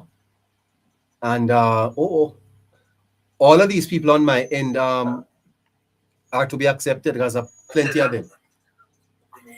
I don't have anyone on my side. Okay. Go ahead, Owen. What's on your mind? Well, I just want to touch on one little point. The digital money, neighbor. Yeah, man. Go ahead. The digital money. Come on a program with teachers even, and the digital money.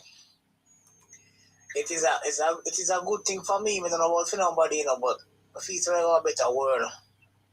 And less crime and more money. Yes, as a matter of fact, the TAJ is saying that they're going to stop accepting checks as of next year. Yes. So they're cutting out checks. So everything now is going to be done online. You are saying that this is going to cause a lot more in terms of security. Yeah. For me, everybody gonna see it different. But for me, there's a friend of mine that you would take that calculate how much billion bundle of money around the world and calculate it. I don't know you come up with a stats, but in calculate something. I wish not to say the amount, but the amount of billion bundle of money around the world. The cash system will calm it. Some people are going to fret to death. People are going to lose a lot of things. Maybe take it from me. If we live enough long to see it, and they're not try to push it to 2035 or 2030, but when we take it out, push. But that Jamaica, what other system the name, and the lady, they're not trying to push it to 2035. World order, yeah. I think it's going to push it. I think we get about 2040 or 2037. But I can tell you this, neighbor, as my country, we live in, a lot of big neck I go for it. Both sides, yeah, man. So, I'm telling you, neighbor, the man come up with a figure, you know. It's a mathematics, you know, man. Come up with a figure and tell me, you know, man. It's a orange. If you ever know how much $1 billion circulate illegal in each country, that is true. You don't believe as much money in error. Yeah. So right now, we know people are geared up themselves for try straighten.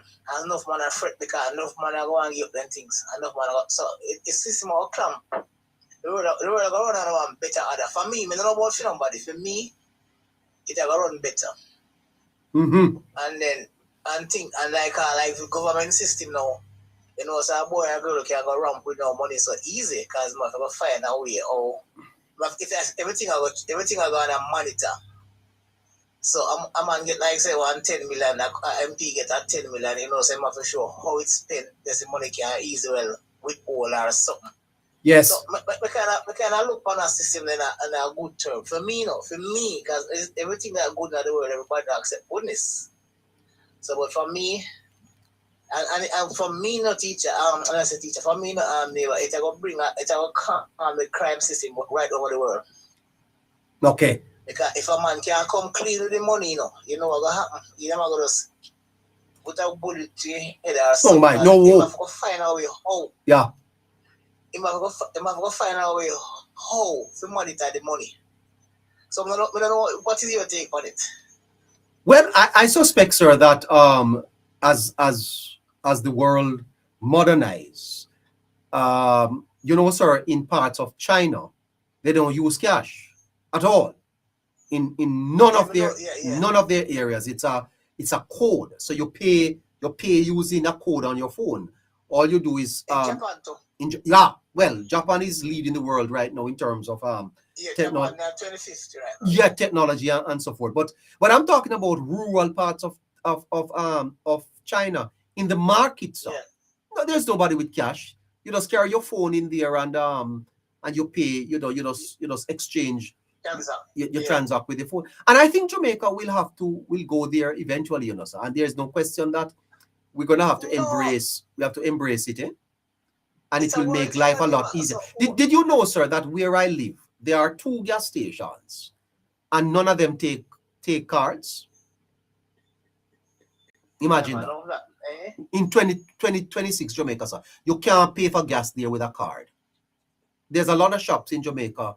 You go in there and you say, I don't have no cash. You can't get anything there. And some of them, when you go in there, the card machine not even work. Garbage man. Huh? I'm gonna kill for them. I'm gonna kill man. No, can you imagine, sir? The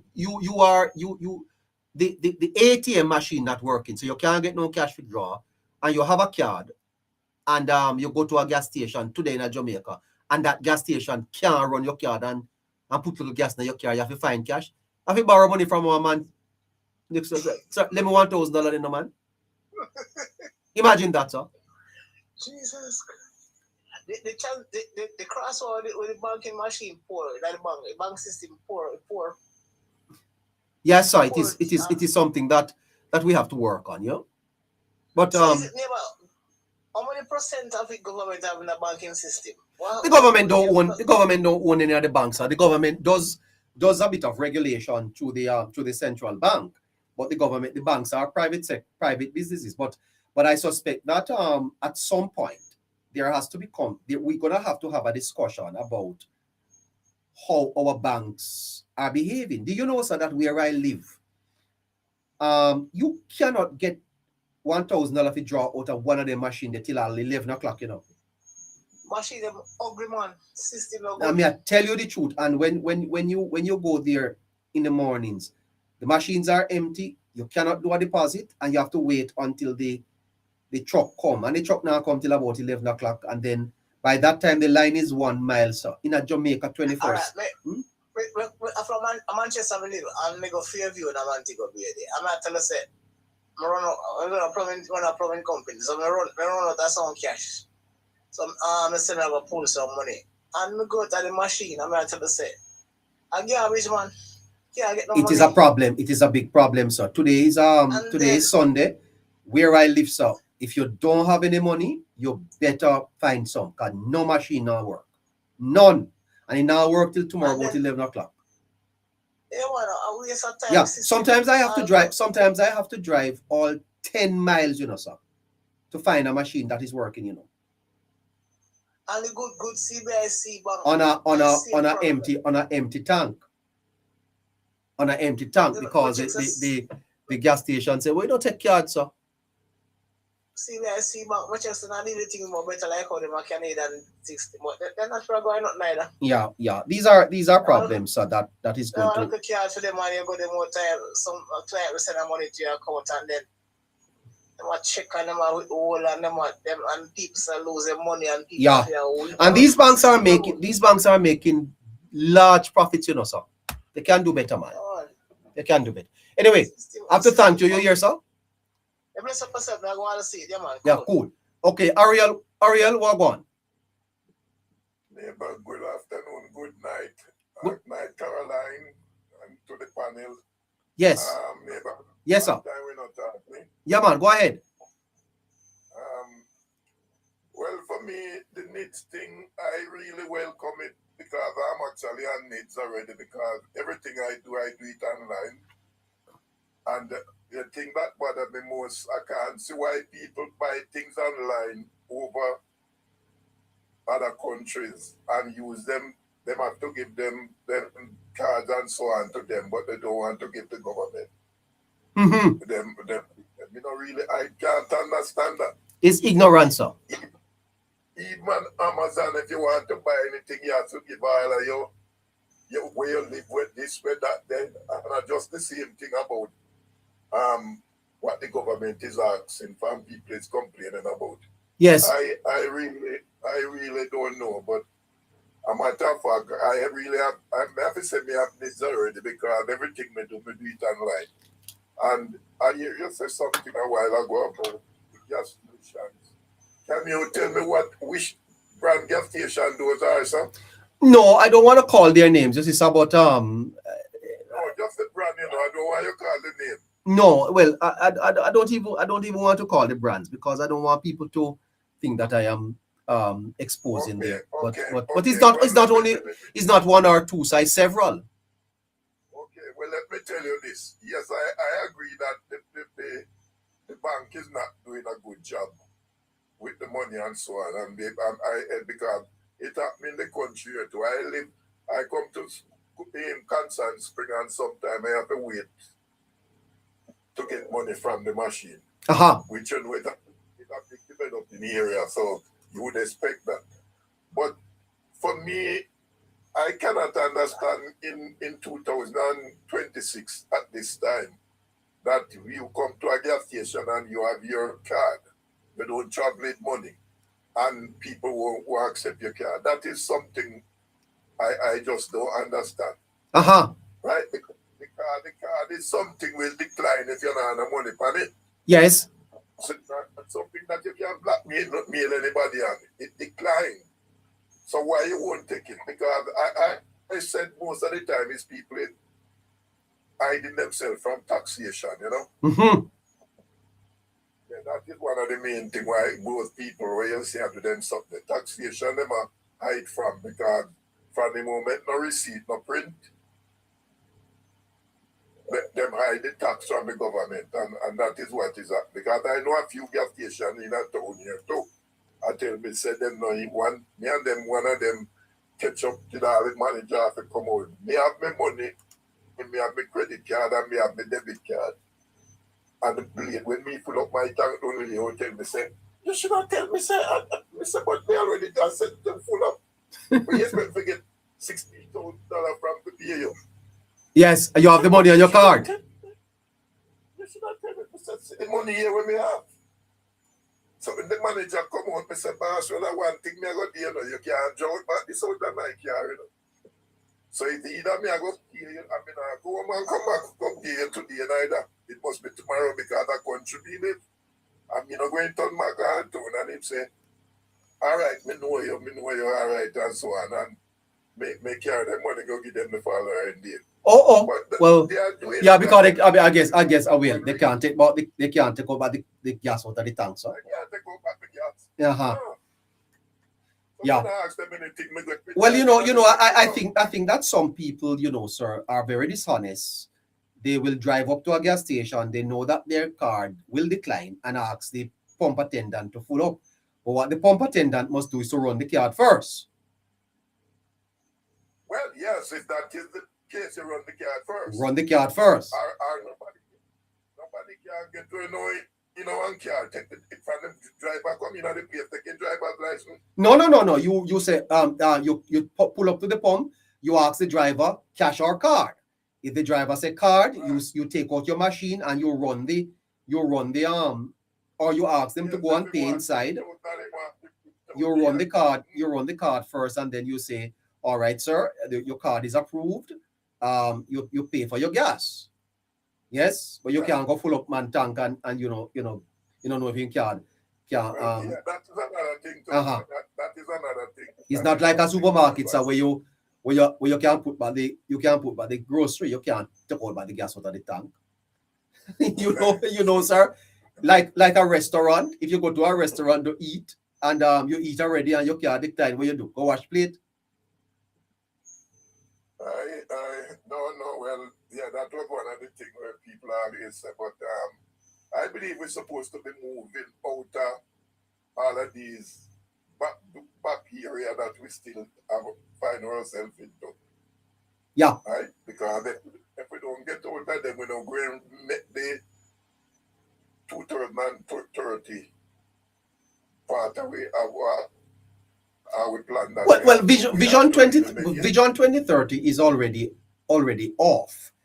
I think we have to now look beyond that and create a new vision. Yeah, we have Tuareg here now. We have a pandemic here, so deserve that we can step back. Yes. For another 5 years. Yes. What do you think, though, Ariel, about where the country is now and how the opposition has been behaving over since the last election? How are they doing? We do not have an opposition, sir. We have an obstruction. We have a destruction, sabotage. They are not opposition, sir. They are not opposition. We don't see one. No, sir. We don't see one person inside of that place which is opposing to anything more than for themselves. Oh my God. They are using political cliques. They are using political cliques to build themselves up, and it's still not helping.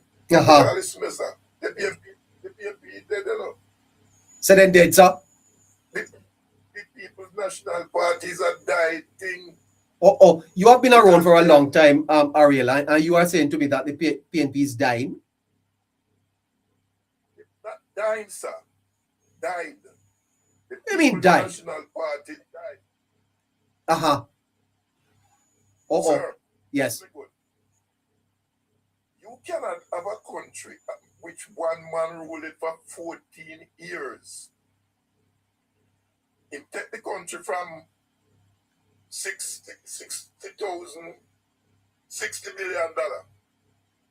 And in 14 years, it come up to $860-something million. Right? That is the great DJ Pat doesn't leave at Jamaica. Plus, listen, them sell out everything that we have for ourselves, including that everything that area. Close down every Jamaican business and business which we did have people abroad, did have here, and so on. 44 of them. Right? Wipe out our economy 40% of our GDP. And now you can see that we have a government now that can find money. We stop borrow. Find money, building road, building this, building that, doing everything. And you tell me, sir, you think these people is going to vote for the PNP again? We are here and here, you know. We are here and here, you know, neighbor. Yes. We are spreading the message, you know. And we can stop spreading the message. You see? You said the PNP is gonna lose. They're gonna lose again. The People's National Party is dead until they find a leader that can lead with better morals, better understanding. This man who in a parliament same lead in our country, in being opposition in our country. You know, those they could pick when we are like a baby song one we have one ball and we are playing marble and we are playing the ball and something wrong and him take up the ball and go. That is our lead. That is where opposition leader, sir. A child. He's a little boy. He's a little boy, sir. You cannot tell me you are leading 26 persons inside of the House of Parliament, and they are behaving the way they are behaving, and you sit there saying nothing. Yes. Well, boy, I didn't know that he was a little boy. I am shocked. I am shocked to hear that. You are not the leader. That means him afraid of the people. That means him is a little boy. He has no command. Oh my God. The people who is here to lead. So everybody lead him instead of him lead them. That is what is happening.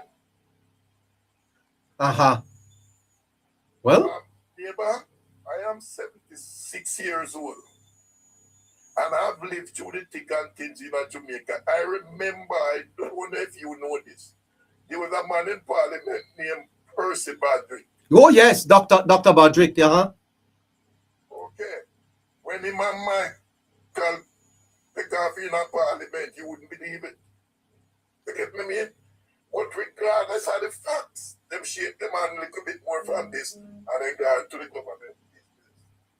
These people are not doing no government business inside of the house. They reject every single thing, everything that is good. First of all, they don't have no interest in the country. The country where they want to lead, but they have no interest in the country that they want to lead. Yes. You cannot burn down a house. I expect to go in there go live. And that is what the People's National Party is doing. Yeah. Right, that it is now. Well, I only have another couple of minutes. So Ariel, gonna have to run. Yeah, man. So take care of yourself, boss. Peace, man. You take care of yourself. So everybody, all right. Okay. Take care of yourself too. All right. 20 to 9 o'clock. We leave at 9 o'clock and look at the lines. Heavy hitters are with us. We're gonna start with Kimmy. Hello, Kimmy. Hey, Mr. Neighbor. Hi. I think the man was before me though. Oh. Yeah, go ahead. He was up. Okay. Mr. Neighbor, Uncle, I call him Uncle because of his age, right?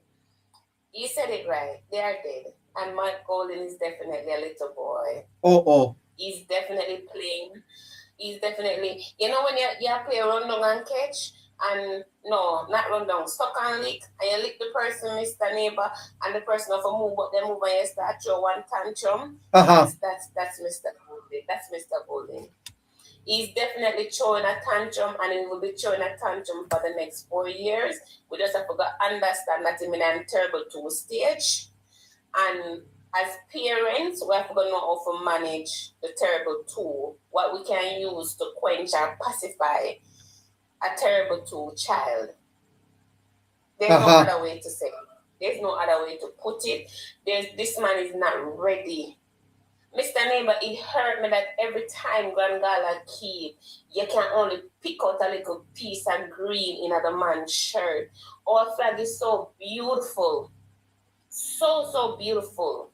And what are you trying to do to our flag? What are you trying to do? What message are you sending? What are you trying to tell us Jamaicans that, the green should not be so strong in the flag? Let's minimize it. Yes, he likes black. He likes black and yellow, sir. He likes black and yellow. And what are you sending? What message are you sending to us, especially to our children who we're going to hear? Mr. Neighbor, did you see the parade in New Year? I don't live in New Year, but if I was... No, I've been hearing about it. What's on? What's on with that? Mr. Neighbor, the Jamaican parade look as if it was Grand Gala. What are you saying to me? Mr. Neighbor, you have the street lock, the people them lock, and they were just up and down. And then there's a song, Busy Signal, Jamaica Land. That one played. Mr. Neighbor, it was beautiful. Yeah. You know what is happening, Kimmy? That the people in the diaspora are now feeling proud that they are Jamaicans. Not true. More than proud, Mr. Neighbor. Yes. Let me say something to you, sir. I went to the food anglers permit place to do my food anglers permit, right? And right on the campus they had a pharmacy. So I said, you know what? I'm just gonna see what it is like to actually get my medication in Jamaica. And when I went to the pharmacy and I gave it to her and she was like, oh yeah man, you can get it because the sickle cell unit, the sickle cell is recognized on the JADEF card, so you can get your free medication. And I said to her, wow. And when I look at the amount of pills that I got for $0.00, me can't take up myself go vote with little boy Mark Golding because make we start pay $3 trillion again for medication, Mr. Neighbor. Me can't take up myself go vote pay a man with just love tax and nothing else. Some of the time the me literally sit down and go back over the manifesto and say, thank you, Jesus, we were paid on September 3rd. And that's just the truth. As Uncle said, there is no leader. Nobody not over there. And I want to touch on something you said earlier before I go. Yes. Andre Stevens should be quiet. He doesn't do anything. Sir, you have a podcast. You're not a journalist. You never got journalist school. You're not journable. You're not, first of all, you're not supposed to. I have had an encounter. Mr. Neighbor, I sell my peppers when I get a chance to go in the market. He's in the market too. He's in the market selling louder than everybody else. What he sells? Louder. Hold on. What he sells? Farm products. Oh, where? Coronation? No, Port Henderson in Portmore. What you saying to me? He sells over in Port Henderson? Yes. I didn't know. He sends his people and they have on shirt, and this is what he does. You walk the stretch of the market, the stretch of the road, because it's not really a market, it's just the stretch. And he found out the price of persons, and then he come back and say, okay, so up there's a character for $150, I'm gonna sell mine for 100. And he do that. And then him go around and then him look and him say, buy from she here, she have blood and fire. Buy from she have blood and fire. Because he make it a point of duty for walking at the stretch and find out people political affiliations. And him see me. This campaign, you know, is working. Him see me, Mr. Neighbor. Me and him look for me because him coming on my life all the time. And me look back on him. Just the same. Just the same. So this man don't have no credibility to come tear down nobody but why he didn't get award. Judge Davis deserved what he got. More than, to be honest. Yeah. And that's good journalism. We're not talking about no political parties different here. Why them a throw one tantrum? For what? When Buntikila Road was named after him, nobody not show no tantrum. So why we throw tantrum after people who get award? Make it make sense. I can't bother no. Sure. All right, Kimmy, I have to run. Let's run to Matsik. Matsik? Hello? Eva. Hi, man. How are you? How was your independence? Why? Never.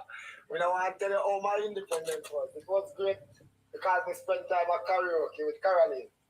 You did what? But what you know, Hold on. You did what? I went to do karaoke. With Caroline? No, at her place. At her residence. Which Caroline that? At her business. Which Caroline? Our producer here. This our narrator. This yes. Caroline? Yes. This what the hell you saying to me? I didn't know that, sir. Yeah, Caroline, are you online? Yes. We left for about 3 o'clock. What Caroline was doing there? What Caroline was doing karaoke? Yeah, she was singing, of course. She and her sisters and other what's singing, sir? Yeah. What song? What song she sing? Enjoying. She was enjoying herself just like everybody else. Oh, what a rock stone. Karaoke is a place where you carry your own key. You met her, sir? Listen now, Caroline. Yes, we did. Oh my God. I met her. What a wonderful. So Caroline, this is what happened within about an hour and a half after I leave your place. I came home, I left your place minutes to 3 o'clock.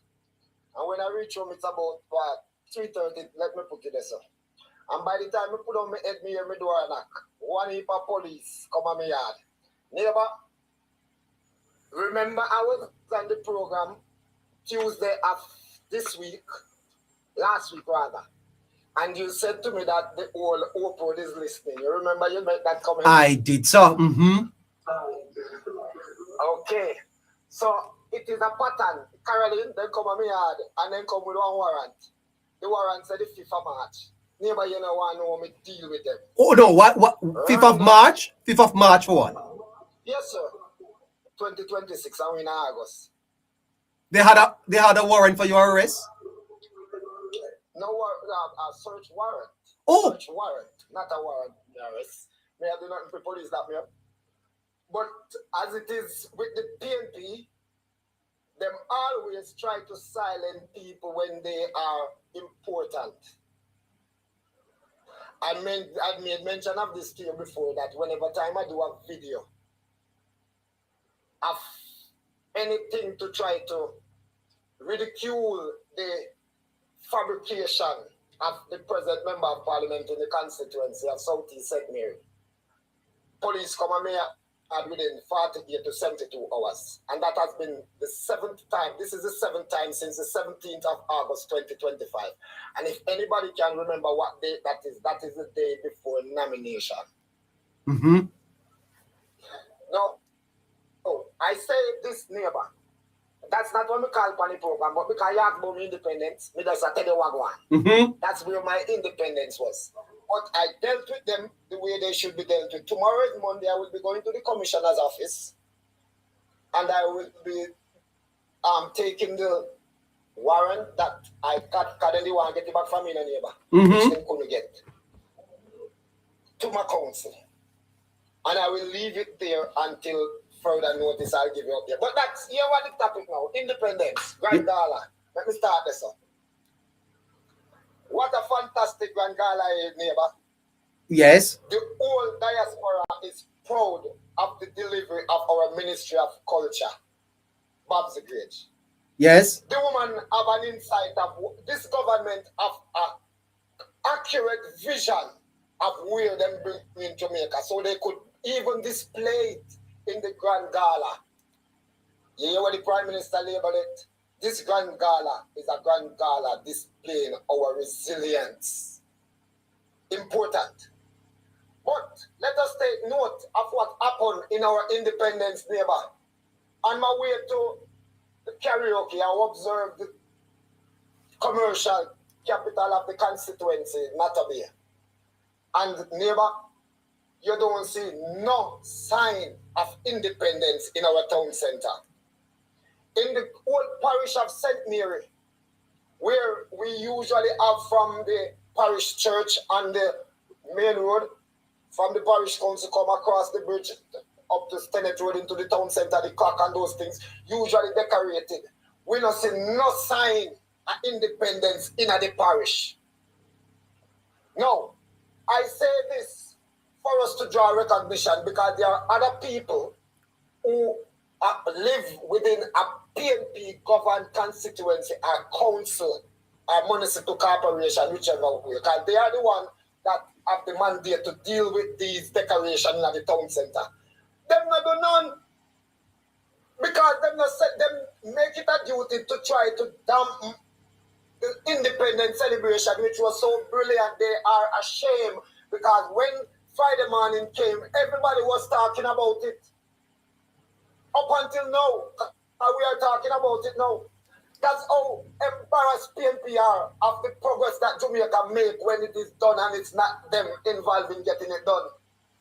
When the PNP them have a Grand Gala, all they do then get some people from community and one bag of dance. But did they not did they not suspend it for a time? Well, maybe because they have no idea. They have no vision of what they want to display to us, to show us our independence. Because what the Prime Minister do, when you see them two, they display the Jamaica flag and the hurricane and go across the western part of the parish. And then you see the prayer and come up on the dove and I show it, say the grace of the God cover. We come on, man. Think about the picture of what we are seeing in front of our eyes, the neighbor. Yeah. That open our eyes and our mind to show us, listen, man, that money we are the lead with country, that administration we have the management of Jamaica in its hand. It's in sound hand. Oh. Even though we have corner to maneuver, we are drive carefully hard that people are past, even though they might try to push we off a road, who is the PNP, them have a driveway. Them can't, Andrew Will is a skillful driver. You know, you may say, in spite of what they are talking about, Andrew Owens give us something nice to think about in a free country. When have we had this mindset about Jamaica? The lady that came on before you was talking about the parade in New York. When I saw it nearby, I was saying, look at that. I think the whole of Jamaica did it. People nearby, people. It reminds me of when I was in London and they've got, I don't know if anybody know about the Notting Hill Carnival. Uh-huh. We have 1 million people lined the street. It is happening this month, at the end of this month. I think it's the last Sunday, Monday of this month. It happens every year.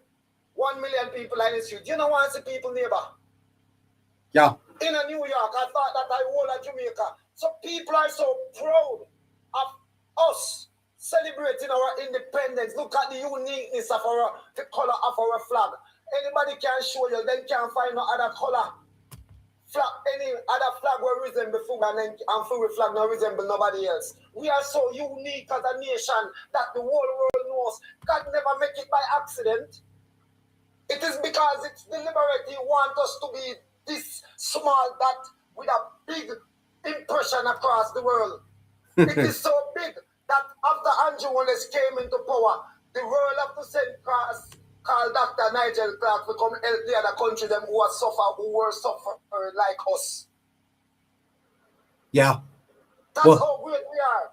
And let us look at it. So Jamaica need to realize that them not put no effort.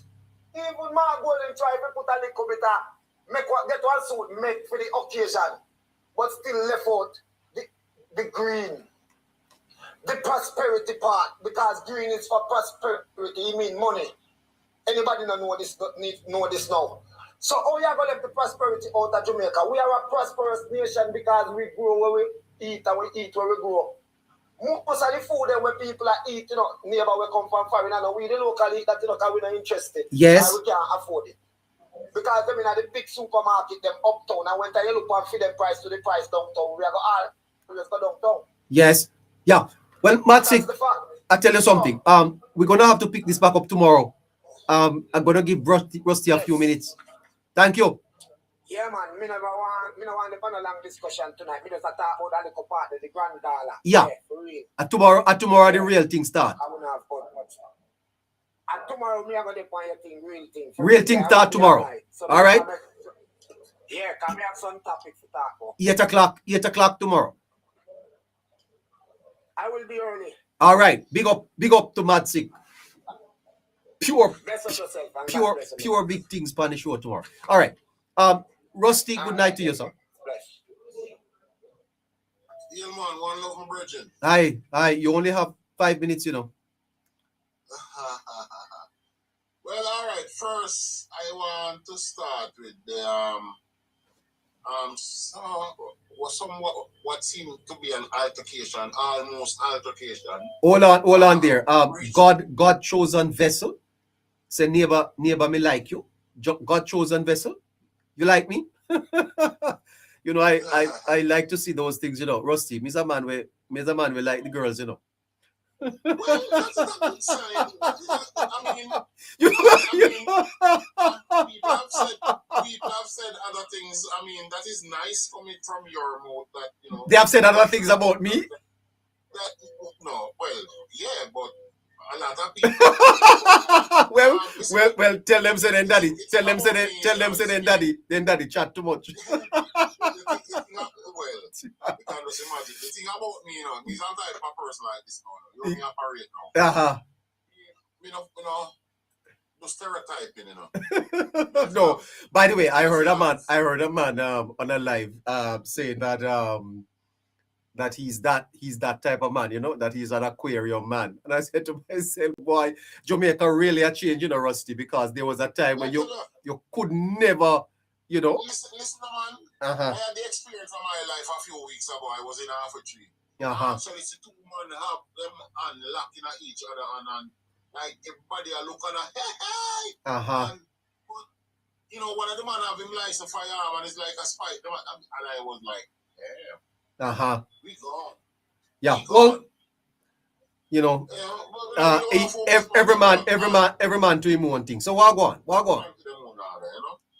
And it's not, you know, there was a time when we did actually think so them to get fire, but we still feel so, you know, but yeah. You know, me I put no fire upon them. Yeah. I mean, no. We leave people to them living, you know. Yeah. The breaching of the protocol at the Grand Gala is a big concern to me. What protocol? in the order of the vehicles that were supposed to drive in who's supposed to be first and next and last and all these things. I'm not sure that you're aware of it. I noticed that the announcer was a little off when it came on to the Prime Minister. Right, because Mr. Golding decided that he was going to be arrogant and be a bully and go in when FEMA tell him. Is that so? Breach the security protocols. Really? And there was quite a bit of disgruntlement in the backstage and to the point where the Prime Minister was a bit out of character and get bent out of shape and even removed from beside him. And that could have been a serious breach of security because, you know, the Prime Minister, where he's sitting or standing, has to be pre-checked.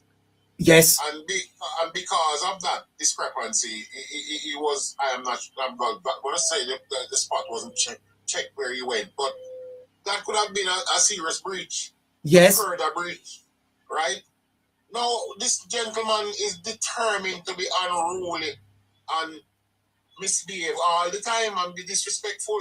Mm-hmm. The reason why he's like that, his four parents are slave masters and he's a slave master's grandchild and he thinks we owe him. He thinks he owns us. Is that so? And he thinks that he's king and we're subjects. So he has no respect. Well, one of the man coming out of the party said they see us as subjects, you know. That's what Andre Horton said that, eh? Andre Horton, yes. You remember Mr. Horton said that we're subjects? And this is true, sir. Because you just imagine now, this man wants to be Prime Minister for this nation, knowing fully well our ancestry, where we came from and all that, West Coast, especially Ghana, right? And the Prime Minister of Ghana came to visit us for our independence, right? And you pay the disrespectful courtesy of not being here. Well, I really wonder about that because aren't these visits prearranged so the opposition leader would be aware? Of course. Weeks ahead. That what a lot of those people don't seem to realize, you know. The opposition is getting paid not just to sit around because they want their seat, you know. They're actually a part of government, you know. Yes.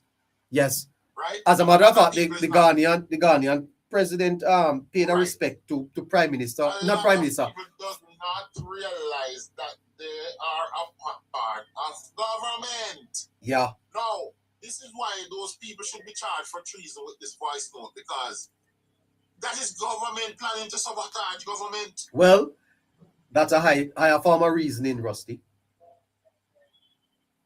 Right? That is state agency planning to sabotage the government. Mm-hmm. The same thing that the Integrity Commission or the lack of Integrity Commission is doing. Sabotaging the Prime Minister with the intention of bringing down the government.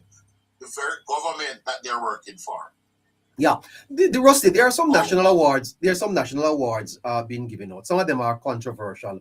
What do you think about the Vegas one? George Davis Vegas. By the way, you're not getting any. I don't see any discrepancy with Mr. Vegas getting Did they submit your name? Did they submit your name for one? Why they don't give you one?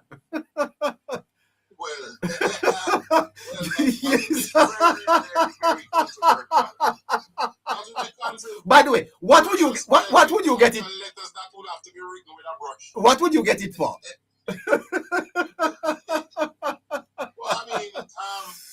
I hope it's not for cussing too.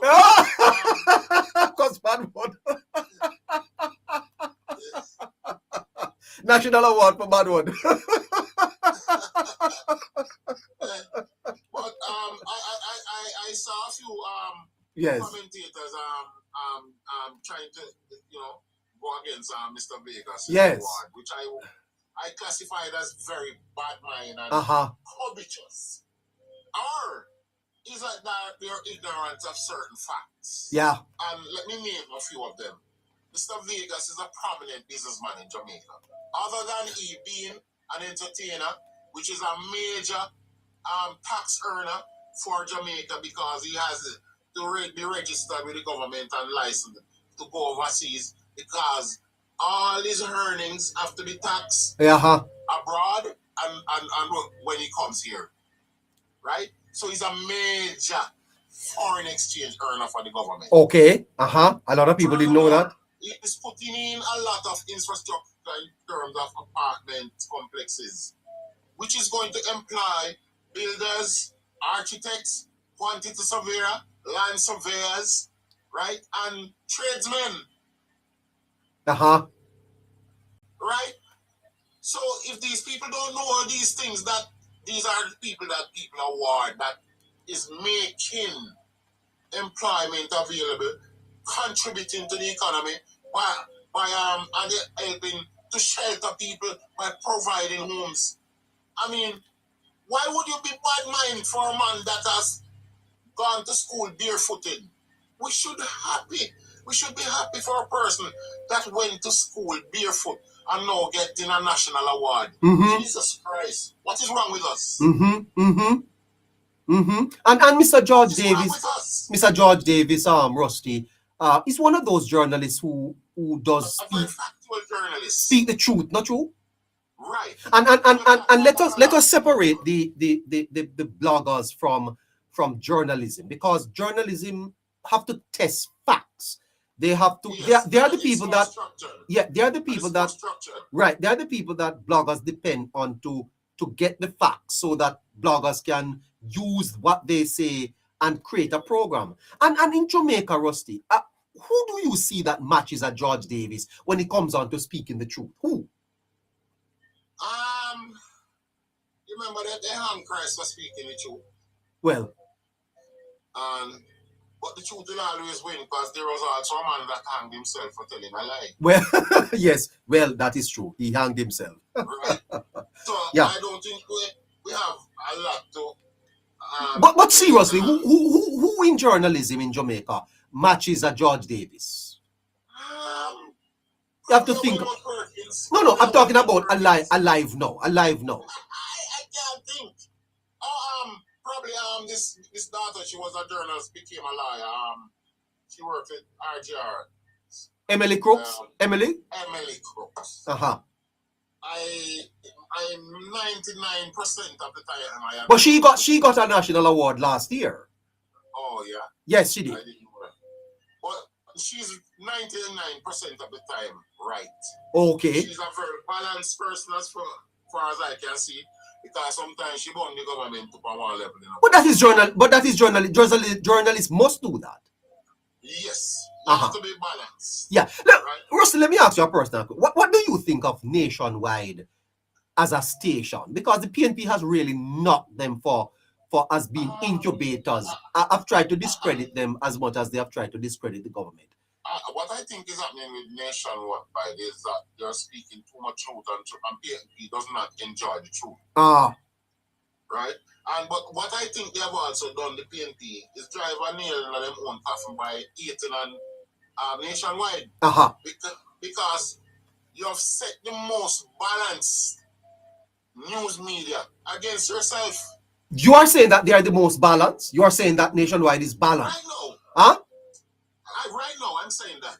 What you saying to me? They are the most balanced news media right now. Because sometimes it's scoop on cliff. You mean all this argument about them being an incubator for the government is nonsense? Rubbish, man. Rubbish. Nonsense. Cliff Hughes is not a Labourite. Oh. Cliff Hughes is a very balanced PNP.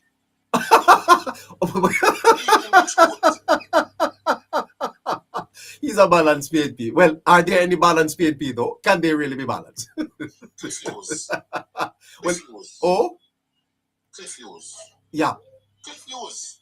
Listen, let me tell you a little secret. The witch came out of her closet. She was shocked. Yes.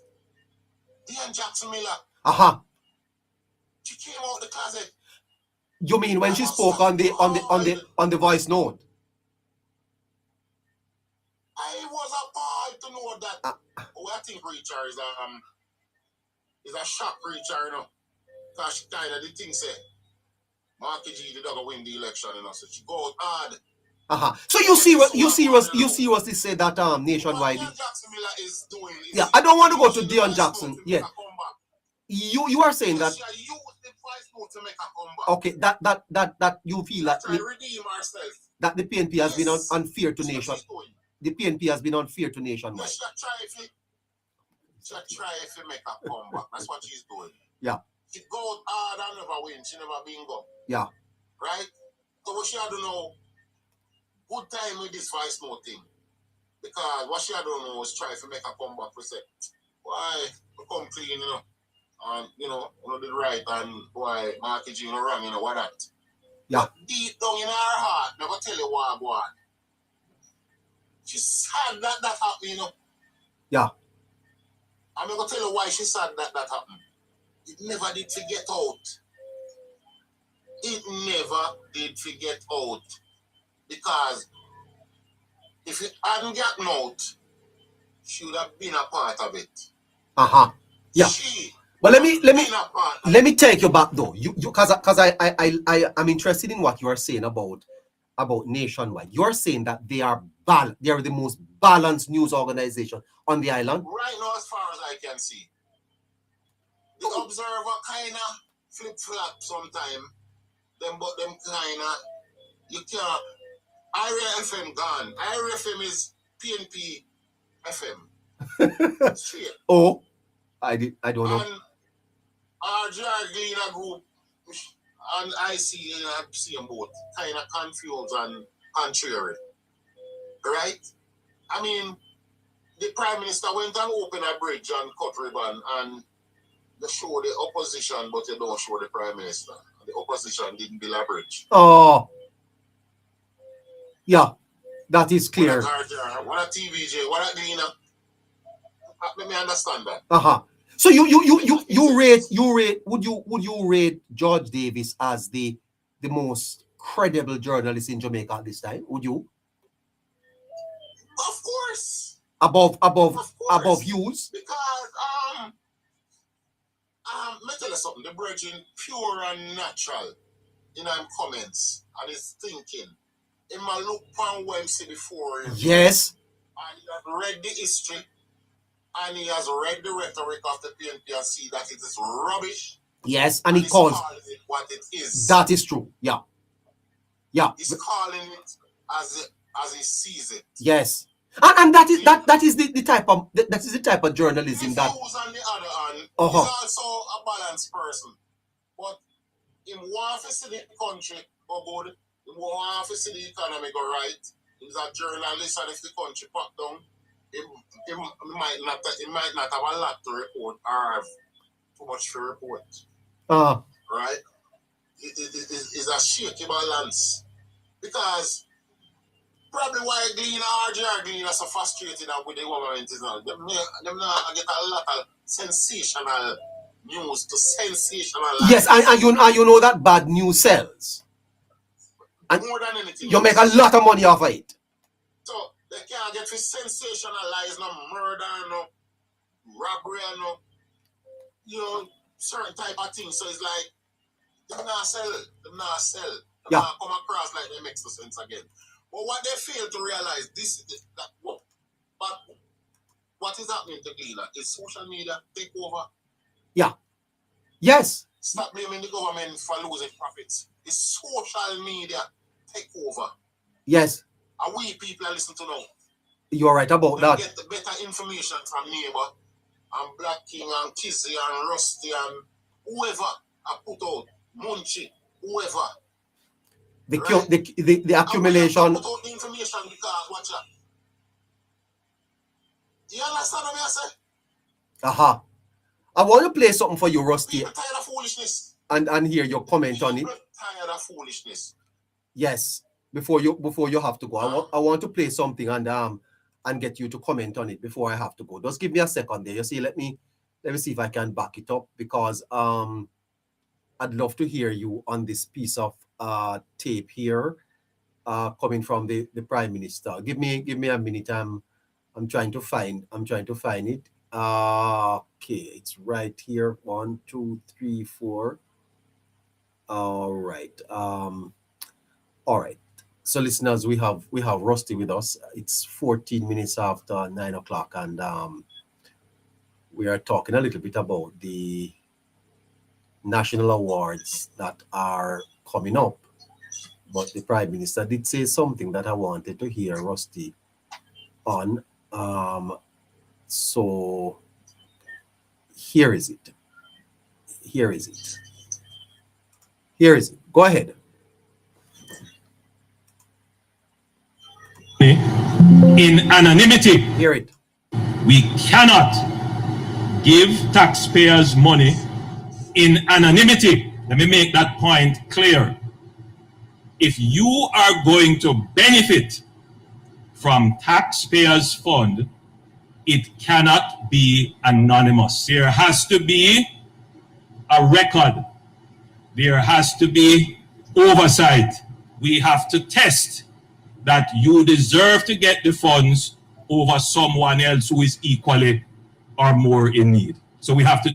Rusty, the question I want to ask you finally is, as a Labourite, how do you feel hearing that? Because what the Prime Minister is saying is that the gravy politics, the clientistic politics, he does not support it. How do you feel as a Labourite listening to that? You remember that famous speech that Martin Luther King gave and said, "Free at last, free at last, free at last. Justice at last. Justice at last." That's how you feel about that? Accountability at last. Accountability at last. Yes. That's how you feel. Accountability at last. At last, there's someone who determines that there should be accountability. And that do as you please, run with it, chaka business. Proud of you. Really? Now, take for instance. Yes, I'm proud of you. Take for instance, the Prime Minister went down to Westmoreland on the ground himself. He's much like a Mr. Siaga. Remember one time we are cleaning the gully for Grand Spin and we did have joke around, screw around. And we look, we see the big black Chevy van drive up. And Mr. Siaga jump out and cause quite a few tear boom to we frightened till we nearly dead. We never see that yet. Right? That we down there joke around. And within minutes the gully clean up. Right? Now Mr. Wallace is pretty much like a Mr. Siaga in that way. That is the man that trained him and he adapted well. Right? He went there in Westmoreland all by himself, make sure him there on the ground to situate that the platforms that they were taking a year and 6 months to build with the intention of sabotaging the government and in turn sabotaging their own people. It makes certain sister them laid out right and lay where the rest of them for laid out because all of those platforms is building to a plan. It's not no chaka business. You know the reason why? It's not only the hurricane victims that will be going to that property. There's also going to be a National Housing Trust Starter Home Unit program there. So the 20 plus container homes that are going there for some victims, there's going to be another part of it. That some starter use the same unit for starter like it would make a young girl where, you know, our friend of my 18 and I'm 25 or 23, you know, and apply for a loan and get through and we'll get a little starter unit. But when them outgrow the starter unit, you know, them can apply for something else and NHT can re-steal that one or reissue that one to someone else. Yeah. Isn't this the type of independence that Jamaica has sought, Rusty? When you hear a Prime Minister say, right, everybody have a cistern because they're going to have septic tanks. Because they don't want to do anything to the water table and wells and all these things. They don't want no more pit in the place and they don't have septic tanks. Yeah. Now that is going to provide employment for cesspool employees. Yeah. What do you say though to supporters of the party who said, you know, some politics have a play, some gravy have a run? What do you say to them who are disappointed that it's now flow in the informal way that things used to run. Can you know how the politics run? I'm going to be brutally honest to you and brace yourself for this. That is the politics. That is the politics. You have to be able to balance a part of politics there. Because if you ball blood and bring back Jesus, there will be those among us who are going to say, "Oh, me a thing." But where is that money to? Where that money to come from though? They have to go work for it. And that the Prime Minister tries to cut out now the mentality there. And that is what the pushback. Because if it is taxpayers' money, he's saying I have to account for it. You can't just give taxpayer money to people say I'll give them a thing. That is the problem we have now. You have to have a reason to get it. So you hear me now. Go on art, but prepare yourself, because when you go on art now, your own art run now, you can't left it till you learn to drive finally for that driver's license. $15,000 out of the money where they give you a month and go in your account every month. See? Plus you're leaving with a skill. And whatever you matriculate in, they're assisting you to either get a job or to start a business with a grant. See? So, prepare yourself. Because seem like how people from China, the Caribbean, you know that a lot of Caribbean people is there from Dominican Republic and all these places. Haiti and other Caribbean islands, Antigua, are here going to heart, preparing themselves for work at Jamaica. What is wrong with us? Why is it people are coming from all over to work here and we don't want to work and we just decide say, we just want the money and everybody is crazy about the money. But I'm asking you about the politics money. Where that money is gonna come from? The government have to go find some farmer. Look here, politics money is supposed to come from the party. Okay. It come from the taxpayer. Okay, from the yeah. Now we don't have to get into that. The party does have its legitimate donors. So any little alimony like them they have a run. You see, what the government have to do is provide some form of employment or some form of venture where these people will decide to live like that, have something to live off, where it's legal. Yeah. Can he win? Can he win with this politics? The politics of accountability in Jamaica. That is the reason why the PNP get 14 seats and never lose none of the 14 were there, because it's not an easy pill to swallow. Jamaica is a bad broke set of picnic. That's right. So the culture is still very much here. The middleman. So, it's an uphill task, but it's doable. It's doable. It's doable. But it's an uphill task, because you're going to cause an uphill task now. The propaganda, they're propagating lies and insinuating non-facts, if I can make a word, right? And trying to tear down people, the crab in a barrel style, and lie. And if they tell these lies long enough, the people going to buy into it. Right? And I think the government should crack down on the PNP with all these demonstrations and protesting. I think the government should crack down on these things. Crack down on it. I'm serious. Yeah, and the misinformation. Hold on there, Rusty. Listen to the. These were the things that was happening prior to 1972. Listen to the Prime Minister. Listen. Lies and mischief to lead this country and to raise the dignity of the nation one house at a time. We will not stand and allow falsehoods, misrepresentations, downright lies, and mischief to lead this country astray. This government is committed to communicate with the people of Jamaica on every issue, on every falsehood, on every false claim. We will be toe-to-toe responding. And we're going to step up our response as well, because some of what is said borders on inciting violence. Much of what is said is also illegal and unlawful under Jamaican law, and we intend to prosecute those persons who break the law in this.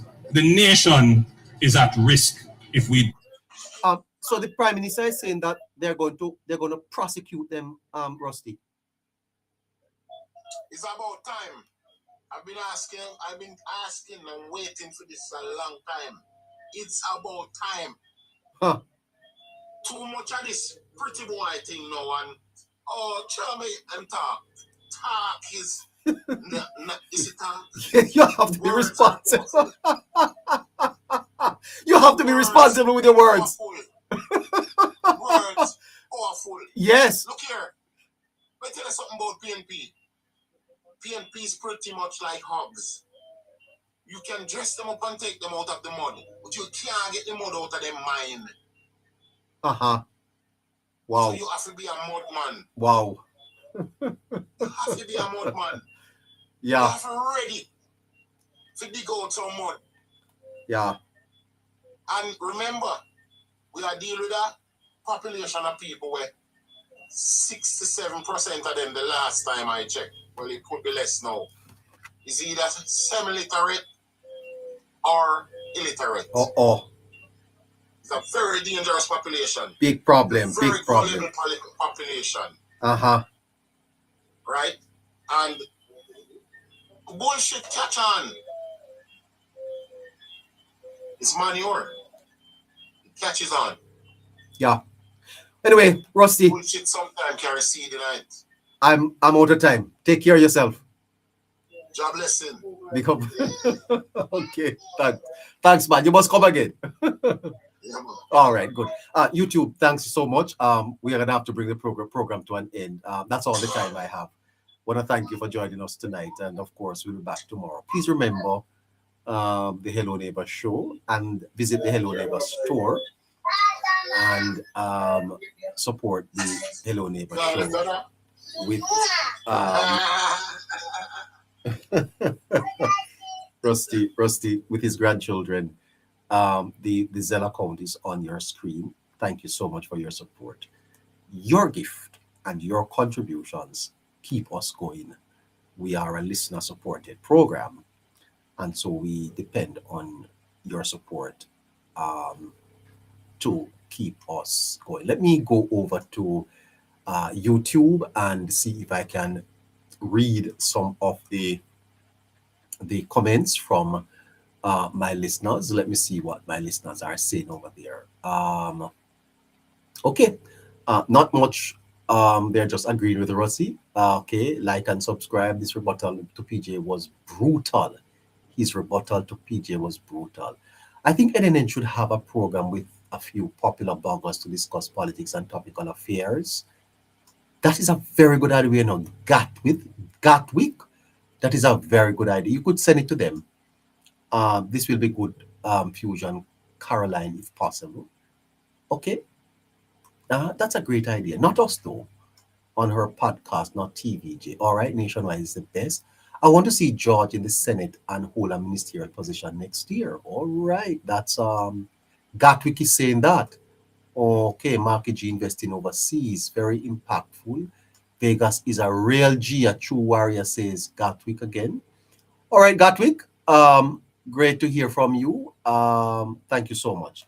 All right, you two, take care of yourselves here. And as I said, we'll see you on the other side of tomorrow. See, bye-bye. Take care of yourselves. TikTok. What a fantastic Sunday evening.